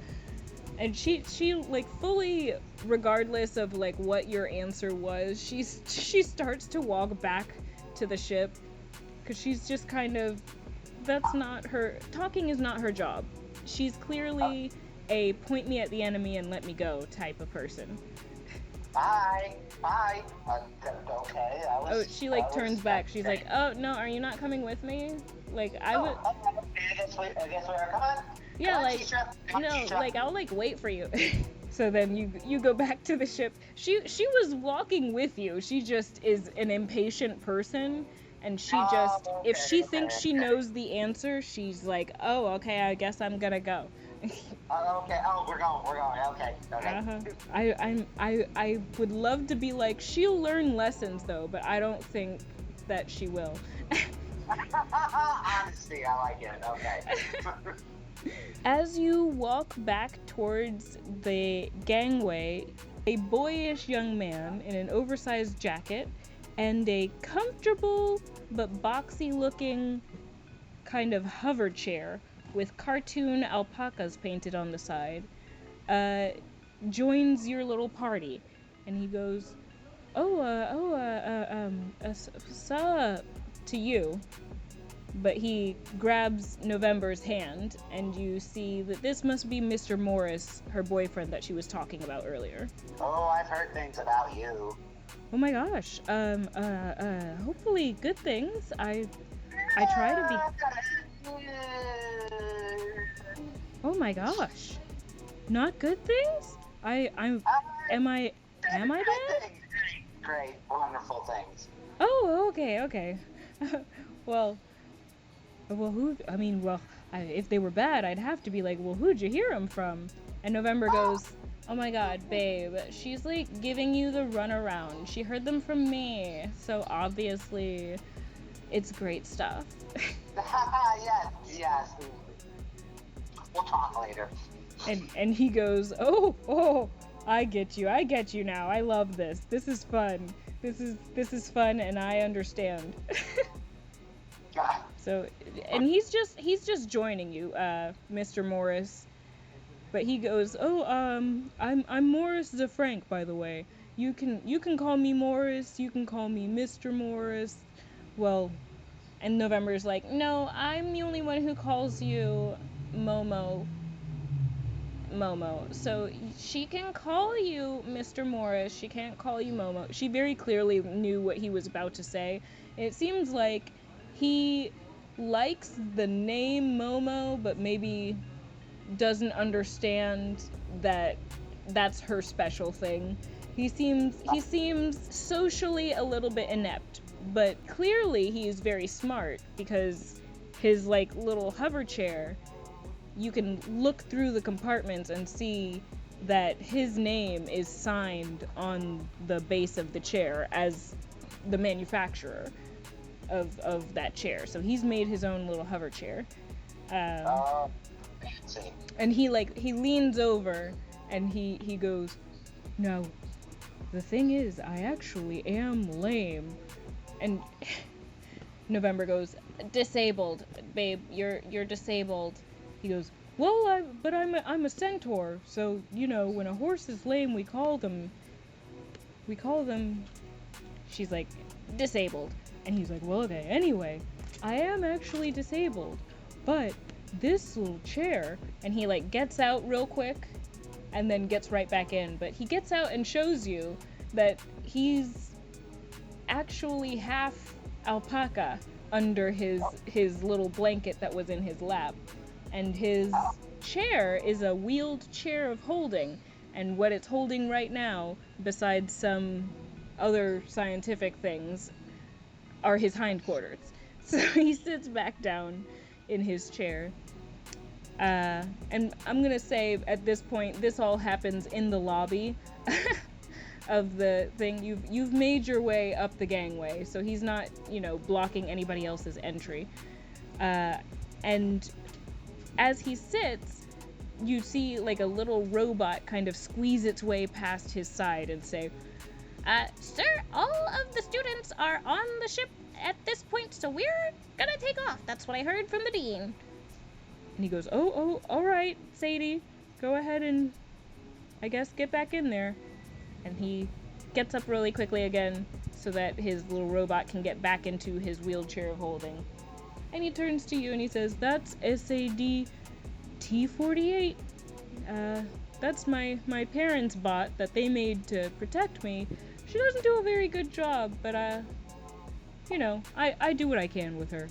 She tries, I'm sure. Oh, yeah, absolutely. So, at this point, do you head back into the bookstore to go to the mall, or do you go to the bookstore, or do you hang out in the lobby? What do you do? Let's hang out in the lobby. All right. There are 3 pertinent doors in the lobby, or perhaps doorways would be more accurate to say, since the vaulting arches are unblocked by anything material or at least visible. But the leftmost archway, the sign above which reads "Quarters," seems to gently repel unauthorized entrances, which is a fact the children apparently aboard the ship enjoy greatly, as they throw themselves at the hallway and are slowly floated back towards the poor, beleaguered security officers looking for their guardians. The rightmost archway, marked for privies and bathing rooms, leads to a hall of doors which seem to provide entry for one person and then disappear the door for any non-essential person trying to follow. The largest and centermost archway is the only one that leads to a set of actual doors, and while the arch is labeled Magus Mall, the storefront underneath is marked Bards and Noblemen. The lobby itself is a loungy sort of area with several cozy smatterings of area rugs, barkers, and couches in warm autumnal colors in spite of the season. In front of the closest smattering, there is a In front of the closest smattering, there is a curly-haired boy in a hover chair who perks up upon noticing you noticing them. And then I'm actually going to move that whole encounter over here because I forgot that I have that. And we're going to say that was your hangout in the lobby. So you've hung out in the lobby. Oh. So in the lobby, you met Mr. Morris after you went down to the gift shop with November Harris. So now we are in the lobby together with November Harris and Morris Zefrank, who you can call any name other than Momo, apparently. Momo. And it is up to you what you would like to do. You can hang out more in the lobby. You can enter the mall. You can enter the bookstore. You can go to the bathrooms if you want to, like, freshen up or anything like that. But it looks like in order to enter the quarters area, you would have to purchase basically a ticket to have a room on there. Let's check out the mall. Okay. All right. You enter the mall through Bards and Noblemen tome sellers and stride confidently into the main mix-up. Scanning the area, you see several kiosks with identical racks of wands, fanciful hats, and magical accessories. Past the kiosks, there is a large open space dotted with flying kids on brooms, with a thigh-heighted boundary fence preventing the adults milling about from walking underneath. A bored teen stands near the somewhat gated entry, leaning up against a sign that reads, "The Airy. Licensed flyers only. 12 p.m. to 3 p.m. EST. Youth flight. Ages 6 to 16. If you, and this is just letting you know, you are unable to fly without a fly test, which will take about 2 hours. You will do this at school, so you can either do this here or you can do it at school. But if you want to get a license now, which is, it's 12:45 right now, you can, but essentially it's set up so that, unfortunately, if you get your license, you will meet somebody interesting, but you won't be able to fly at this time. Okay, well then, I might as well just wait till I'll learn how to fly at the school then. It's fine. Alright, and then let's go through and I'll tell you what the stores are. Let me expand that. And then we'll go through. As you walk further, you can see a giant clock tower in the center of the flight pen, towering above the shoppers and spanning up past sight, all the way to the top. The flyers are flying through the clock, which you soon notice seems to become less opaque the moment you aren't looking directly at it. Momo and November point the tower out, basically saying, "The clock shows the time when you need to see it, and is otherwise incorporeal." Some really impressive lasting spellwork that was implemented after the dimensional split, which Mr. Morris says, we'll learn about the dimensional split in, like, the history of magic class the first year. So, like, you don't have to worry about what that is now.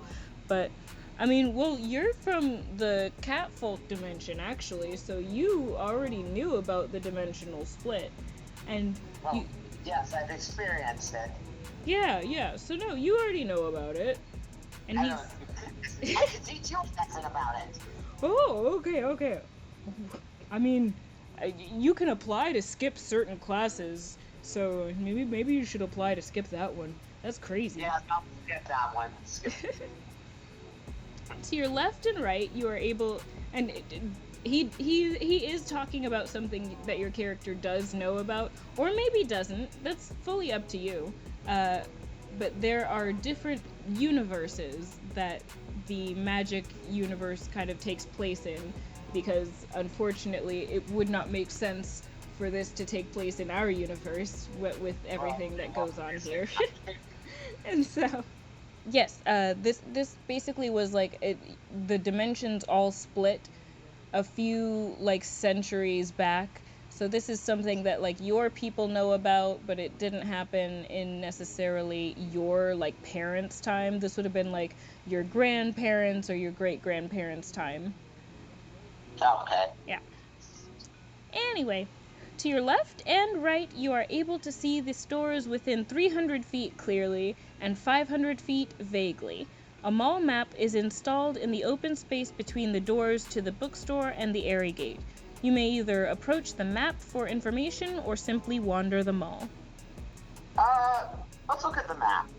All right. You are on the first floor, and it basically it gives you the little "You are here" button, and it has you right outside the front of Bards and Noblemen, where you can purchase tomes.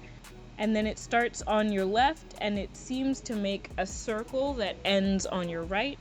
starting with the Abyss, where you can purchase armored apparel, kitty shoes, boots and bot treads, TV hut, magic-resistant tech and adaptive accessories, blairs, hats of witchery, bags of holding, and belts. And then there is a little food store, Granny's grains, pretzels, etc. And then back to the regular stores, armored zombie and lich, dead and undead contracts and equipment, companion co, conjuring companions since 2008 BCE, build a golem, druids, droids, and dryads. Welcome. So that's where you would get an animal golem. So like you would make it out of bones and such. A robot golem or a dryad golem, a little plant golem, because droids are people too as well. Yeah, very inclusive here. Exactly. Then there's a bin and bigger shop where there's pre-made potions and cells, Kiwi Magistrate, which is just universally fashionable apparel, Babbage's, which is a board games for the board store, Galaxy Crumbs, which is a food place. It says, in space, no one can hear ice cream. Oh, that's sad. And then the last store on your direct right is Wreck, Muck, and Moreover, dormitory furniture and accessories. Actually, I'm curious about this whole Build a Golem store. Let's go there. Alright, so you go to Build a Golem. This is where, because what you have is a pet. Basically what that means is that, magical though it may be, your pet can die. So you have to take care of that pet and be careful with them. But your familiar is basically your magic, and so you can have that familiar come back in the shape that you put it in. So you go to Build a Golem, and it's set up like that familiar store that we may all know about. And you kind of walk past. On the right, there's the teller, there's the shop person, and then on the left is this like big column that is full of what you think at first is cotton candy, but it actually turns out to be moss. So you see a bunch of moss. Yep, you're not here to build a plant. We said that. And then, like, in a bin to the right, because you've stepped a couple steps in. So the moss is on your left in a column, and then in a bin to the right of that, you see flowers and sticks and twigs, and in a bin to the right of that, you see a bunch of, like, what appears to be clumps of dirt with vines wrapped around them to make little, like, cores. So that's, you assume, for the dryads or the plant druids. And then you see a kind of area where there's like a tub of bones. And they're bones of different sizes. And then to the right of that, so we're going kind of in a circle around this room, to the right of that is a series of trays with skulls on them. And then in the bin to the right of that, you see a bunch of different categories of little animal hearts. Little desiccated animal hearts, but little animal hearts nonetheless. And then to the right of that, and this is on the same wall as the teller, you just see kind of like a welding station, and then it's like it's odd because when you walked into the shop, it looked like there was nothing behind the teller's area, but as soon as you look over there, you kind of see that there's a whole workshop set up to make anything mechanical. And you see Mr. Morris basically goes, "Oh my god, and he looks at November, and November's like, "Go, babe." And he runs into the workshop and starts tinkering in there. So what do? You're in the shop. So I guess I'll get started on my golem then. Yay! Alright, so we're gonna be doing basically 3 different rolls here, because we're gonna roll for, like, mechanically how well is it put together. We're gonna roll for, is it cute, or is it scary, depending on what you wanted to get out of it. And then we're gonna do the magic roll. I like cute and scary, so. Right? So the first roll is going to be, you can either roll maneuver, or you can roll, let me see, if you're not dexterous enough, you can roll matter, and you can just physically kind of force it in there. Bear in mind, your maneuver is a D6, but you add 5 to your roll, and your muscle is a D2. So you might want to try to use maneuver. That's what I was thinking. I was saying, yeah, let's do maneuver. We'll say a 3 is a failure.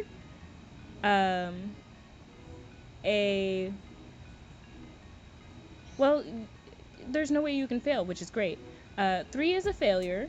A 5 is a success. An 8 is a fantastic success, and a 10 is like it's perfectly built. So you're rolling a d6, and then you're adding 5. Okay, cool. All right. Mhm. And 11. Nice. Okay. So what you want it to look like, which we'll discuss later, but what you want it to look like is what it exactly looks like. It's perfectly put together, and it's sturdily built. It's not going to fall apart anytime soon, and its HP is 11. So it's got pretty good health. And so now we're going to roll magnetism, which for you is a d12 plus 3. If you don't want to roll magnetism, then we can roll mark instead, which is a d20, but you don't add anything. And basically, like, you can either roll magnetism or you can roll mark and be like, well, how is this gonna be perceived? And you could use that instead. I'll go with magnetism. All right, so you're rolling a d12 and then adding 3. Okay. 10. 10. Nice. So it is scary cute. It is exactly what you wanted to come across. People will initially go, ah, and then go, ah, or they'll go, ah. Both, I mean, just plenty of both. That's my goal. Plenty of both. Nice. Oh yeah, your magic roll. So now we're starting again at a d6. D6. But it's your magic dice, so again, when you roll a 6 at a d6, you start rolling you roll again with a d8. Okay, so I do d6 first and then a d8? Yeah, and we'll say that this is the same sort of thing as the initial mechanics of it, where a 3 is a failure, but a 5 is a success, 8 is a fantastic success, and then 10 is perfect. Okay, so let's see. Yeah. D6, I have 4, and then the D8, I have 3, so I guess 7. Well, if you rolled a 4 on the d6, then what you have is a 4, which means I'm gonna say that is like success, but it's not a huge, great success. Yeah, okay, minor success. Yeah. Okay, I'll take it. You didn't fail, but you didn't make it like it's very pretty, and it's very sturdily built, perhaps too sturdily built. It's not very fast, and it's not very loud, and it's not very strong. So it could carry a small potion to you, but it couldn't carry like a bunch of medium-sized potions or a large potion. So, useful. All right. And then you have your map. Is there any other store on the first floor that you'd like to go to? No. All right. You enter the second floor of the Magus Mall. The stores available here are Cosmic Donuts, tea sales, and breakfast crumpetry, Abyss Kids, armored apparel for the small, a food place named Cocoa Brutus, smoothies, shakes, and shish kebabs, Boundaries Tome Store, which has ancient tomes, text, and scrolls, scrying by Blair's, Tahitian Hockey Clippers, which is familiar gear and equipment, Hot Topic, which is the same in every verse, but especially this one, right? Marian's Vow, which is Under Armour and underwear, Spencer's Gifts, which is also pretty much the same here. And there's like another entertainment place on this floor called Hot, H-O-T, Game Scares and Lava Dares, and a food place called Iced King, Brawny Burgers, Malted Milkshakes sold here. There's Cauldrons and Potion Work, which is cauldrons, carafes, and potion ingredients, KB Nichols, which is apparel and footwear, and Airy Coast and Stall, which is pet habitats and accessories. So is there any store that you would like to go to on the second floor? You can get shoes, you can get gauntlets, you can get it's a mall. So you can get anything that you want to get here, also magical. I want to check out the entertainment place that you mentioned. All right. This place is called HOT, Hic Oblectationem Tuum, which means here's your entertainment in Latin. And when you enter the lobby sort of area of this place, because every store here is bigger than it appears from the outside, it seems like that's kind of the whole thing for the Magus Mall. You, by the way, have not, like, Mr. Morris went into the tinkering section and has not come back out yet, but November is here with you at HOT, and you are in this lobby, and it's kind of like a roller rink from the 70s, 80s sort of vibe in terms of the floor being like black carpet with this red and yellow and orange and a little bit of white and blue sort of fiery sprinkles, it looks like, but like curly sprinkles. And the bored teen managing the front desk is like, Because of course. He's wearing like a black polo sort of shirt with red and yellow lines on the collar around it, and he looks like a satyr. So he looks like he's a little kind of like a goat man, and his goatee is sort of scratchy. So you, if you know a lot about other worlds, or actually we can roll for this. Let's roll mental, which for you is a D10. Okay. And you don't add anything. Okay. 9. Nice. Okay. So you know enough about the other worlds to know that he's a satyr, and the fact that his goatee is like scratchy coming in means that he is a second generation satyr, so he's less of a goat than a first generation satyr would be. So he's not super smart because he's still a goat man, but he's got something going on up there. So he Some goes, intelligence, not much. basically, from what you know about satyrs, it's not much, but it's something. That's something. So he goes, "Rad, dude, what's up?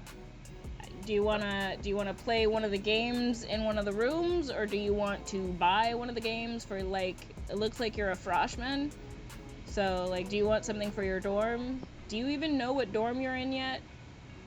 And November turns to you and is like, I mean, like, I don't think that you would, because like we're not there. Like, can you see the future or anything? Like, are you like psychic? No. Okay. No, not last thing I checked, no.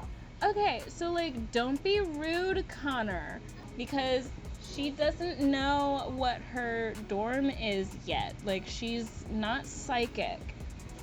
And Connor's like, "Rad, okay, I wasn't trying to be rude or whatever. I was just like asking, like, what is your whatever. Anyway,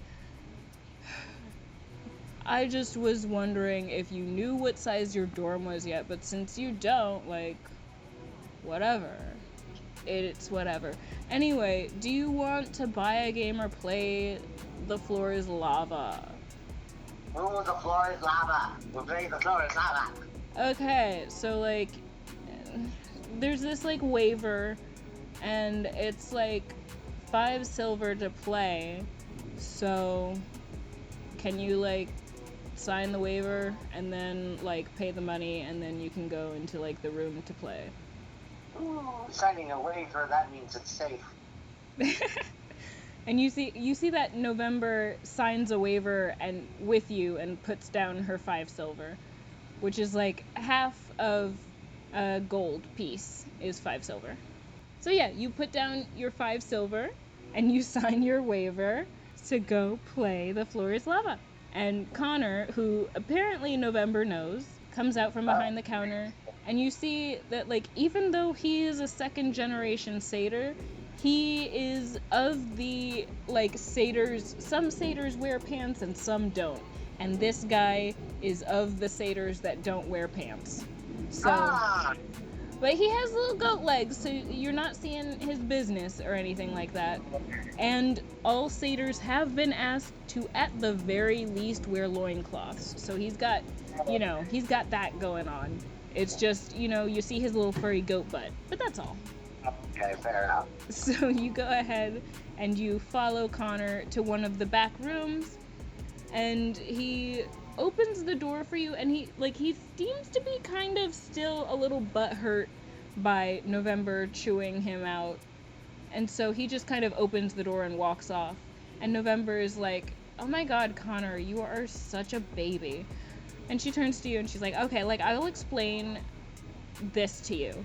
So you look into the room and you kind of can tell that something goes on here, because there's scorch marks on the walls and on the ceiling, and there's furniture at different levels on just that seems to just kind of be rising out of the floor. It's black furniture, and November kind of goes to the wall and grabs a set of these gloves and hands them to you, and she goes, "Alright, so this is the floor is lava, and it's just if you've played it in Cat Folk Land or whatever your dimension is called, if you've played it in there, then you know that the floor is lava and you can't touch the floor.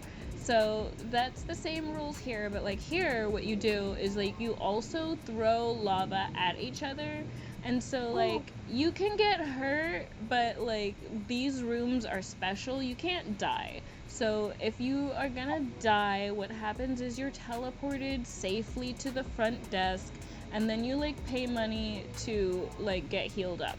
And if you are too far gone to say that you want to heal up there, or say that you want to heal up elsewhere, then you just automatically pay the money. That's what the waiver was for. I don't know if you read it. I never read it. Mr. Morris read it for me. You can tell that this girl, she doesn't like to talk, but she can. If you don't stop her, she'll talk about anything. But she basically lets you know those are the rules of the game. And the lava is real, so that's how you can get hurt, but it will just slowly rise, so you'll have the opportunity. There are 10 little squares of furniture that you can leap from one to one, and so you will both kind of start either high or low. Each has their advantages. You can either automatically start low, or you can do a coin flip with November and kind of see who starts high, who starts low. Let's do a coin flip. All right. So I will flip my coin, and you go ahead and flip yours. I got 2, which would be heads. I got tails. You got tails? Okay. So November's gonna start high, and you're gonna start low, and we're doing like I said, it has its advantages and disadvantages to start low versus starting high. If you start low, you can attack right now, and if you start high, then you would have had to wait to attack. You would just be dodging. I can attack right now then. Yes, so you're gonna you can either use melee to attack, or you can use maneuver to just go to the next highest pylon. You're going to have to use maneuver in the next round no matter what, because you have to move, but you can either attack and move, or you can attack twice in this round. Let's do melee. Okay, so your melee is a D4 and you don't add anything. 3. Okay, so you are throwing that at November. And let me see. So she's rolling a D12 for her escape. And she's rolling a D20 for if she tries to throw lava at you, which she probably won't, because first of all, she can't. But second of all, she's a certain type. All right, so we're rolling our D12. I'm sorry, what? Oh, she got a 4, so she dodges just barely. Because if she had rolled a 3, you would have hit her. Oh. It's meets it beats it in favor of the player. So she rolled a 4. She just barely dodges out of the way. And then the lava appeared the round previous, and then the lava rises to be just under your little peg. So in the next one, you can either attack again, or you can maneuver to the next one, but for the next one, it has to be attack or jump. Attack and jump. You have to have a maneuver. You said maneuver now? Yeah, maneuver now. Okie dokie. So your maneuver is a d6 plus 5. So we'll say, because you're just jumping from a stick to a stick, we'll say 6 is a success. So just don't roll a 1 on your d6, because plus 5 is success. Okay, so 8. 8? Nice. So you make it to the next peg. Super fine. And then now, Miss What's-Her-Face, Miss November, has to choose whether she wants to maneuver down to where you are, or if she wants to try to kick you off of your peg, or somehow get you off your peg. She's not super far away from you because she's on the 10th one, and the first one is like right next to that. But she is far enough away that if she tries to kick you off of your peg, she's going to be doing that at a disadvantage. But I think, let me see. I think she is just going to try and get to you. So she's going to roll maneuver. She got an 8. And I don't know what she adds to this, by the way, so we're just not adding anything for the purposes of this session. So she rolled an 8. She is going to jump down from the number 10 one down to the number 1 one, but because she did not roll a 10, she is not going to land on the one you are on, and you're not going to have to like contest that. So she just jumped down to the first one, and she's going to decide if she wants to try to trip you or if she wants to try to throw something at you. I think she is going to try to maneuver versus your no, let's not do metal, because she's, mind you, this is a second year, so she has taken some of the combat classes that are available, so she's not going to try to hurt you. Okay, so that would be a major disadvantage. Yes, because she like I said, she's rolling a d20 for her melee, so holy.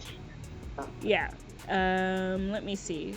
Yeah, she's gonna roll her maneuver, because that's a d12, and she's gonna try to trip you. So this is just maneuver versus maneuver. So this is, yours is a d6 plus 5. Awesome, she rolled a 6, so it's the same, like if you don't roll a 1, then you will succeed. 8 again. Nice. Okay, so you succeed. She like sweeps her leg out and you just hop neatly over it. You're a cat, you know. She telegraphed her movement. You weren't worried about her.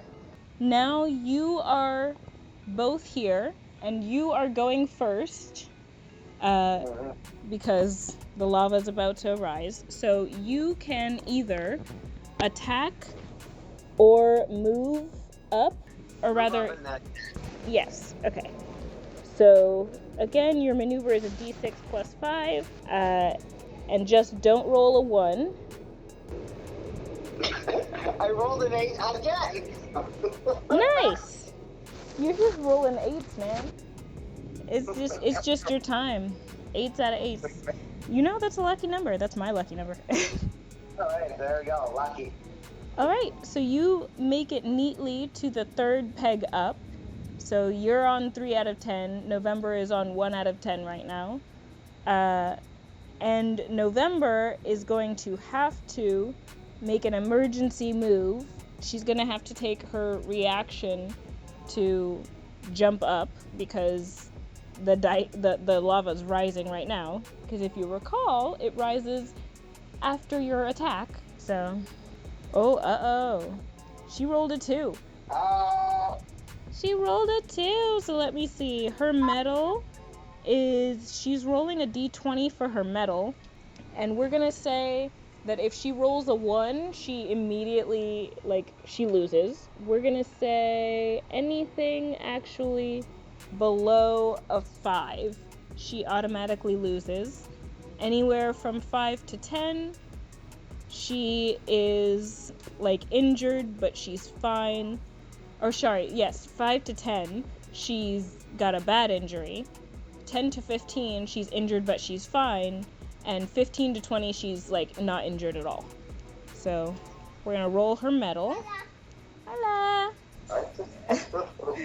My neighbor came by, but then she immediately left. Alright, so we rolled a 17 for her medal, so she's not injured at all, but she does, scamper, basically, to the second thing. Does she, actually? Yes, she rolls a 10 for her maneuver, so she recovers and then jumps to number 2 out of 10. You are on 3 out of 10. You have the option to attack or to keep moving on up. What would you like to do? Attack. Alright, so you scoop up some lava. Your melee is again a d4, and then let me do versus her maneuver. Her maneuver is, it's a 10.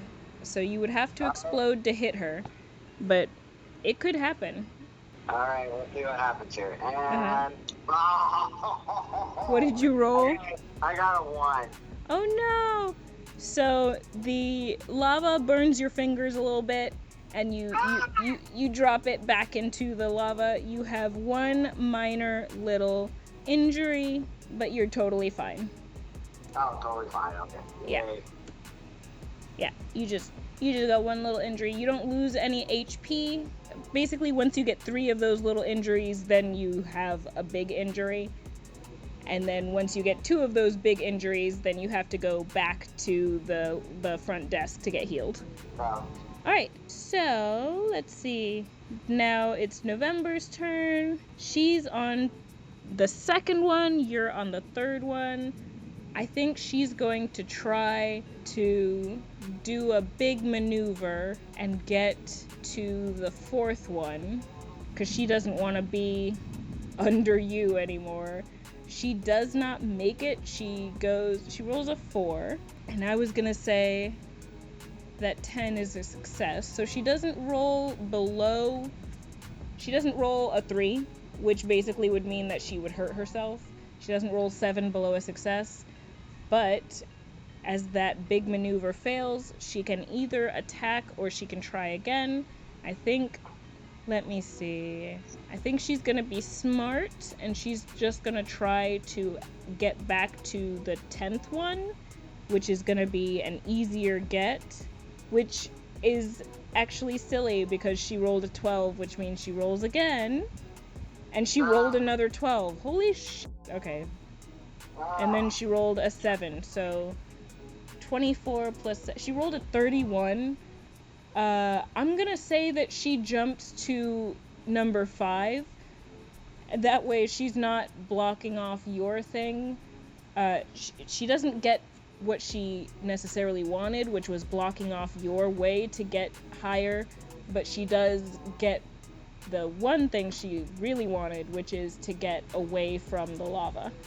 Alright, so she's on 5 out of 10, you're on 3 out of 10, and honestly, if you make it to 10 out of 10 together, that's the only one that you can stand on at the same time, and I think she might forfeit the game because that means fight, and she's gonna be nice to you.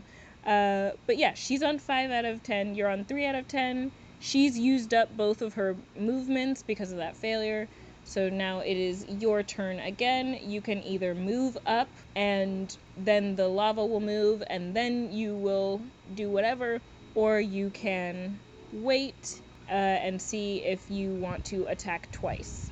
You're on the third one, so you will be fine. The lava will... It has disappeared the first one. It has not disappeared the second one, but it will do that after you move or attack. Let me attack again. Okie dokie. So she's going to roll her maneuver.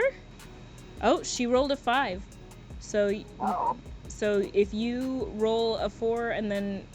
If you roll a 4 on your d4, you automatically get it because you're going to roll again. And I got a 1 again. Dang it. Well, unfortunately, that means you have a second little injury.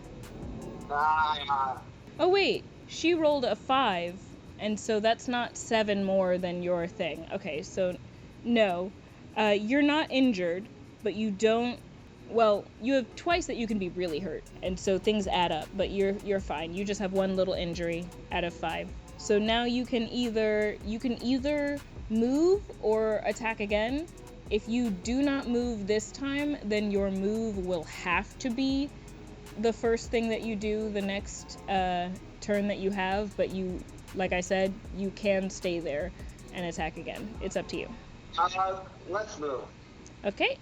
So then you're rolling your d6 again, and this time, if you're just moving up to the 4, then you can, just don't roll a 5. But bear in mind that you can try to do your maneuver versus her metal, or rather versus her maneuver, but she might choose to roll melee.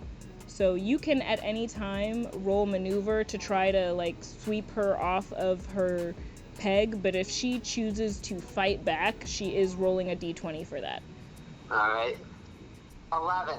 Nice. Oh wait, so you rolled a 6. Then you get to roll again. Oh, I get to roll again? Yeah. If you roll the top number, then you can roll again with the same dice, and then if it's your magic die, you roll again with a bigger dice. Okay. So total you have a 16.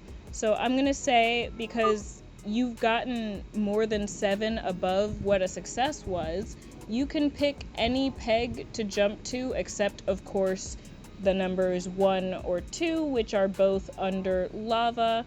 And then just be aware that if you jump to number 5, then you are going to have to then see if you can beat her off of the peg. 5. Okay, so then you are going to roll either your maneuver versus her maneuver, or your melee versus her maneuver. I think maneuver versus maneuver is going to be a more fair roll on your part. Let's do maneuver versus maneuver. Okay, and then I'm going to take what I just accidentally rolled, so you are trying to beat a 7, which is good. That means just don't roll a 2 or a 1. Alright. And 11. Ooh, you exploded. Then roll again. Yay! 11 again! Oh, so then, okay, so you have 12 plus 5, you have 17 right now, so then you roll your d6 again. Okay, and... Oh... I got 6. Oh, so you rolled a 1? Yes. Alright, so total you rolled 18 over November's 7. So go ahead and you can go ahead and describe how you basically fully trounced November Harris. So what's happening was I was climbing to the top, and then she was at the top. But then all of a sudden, I climbed on her back, and then she was like, "Ah, get off me, get off me, get off me!" I was like, "No, I'm a cat bitch." And then she's like, "No!" And then she fell to the ground. So as you leap off of November Harris's back and she falls defeated into the lava, and then immediately is transported to the front desk so that she can pay money and get her, get herself fixed up. You do your victory leap out of the room and back to the front desk where you join her, and November is like, oh my god, that was actually pretty fun. I admittedly was doing my best not to punch you in the throat, but you made me want to punch you in the throat, which is like awesome. So Yay! Thank you for not punching me in the throat. Like, you're welcome, babe.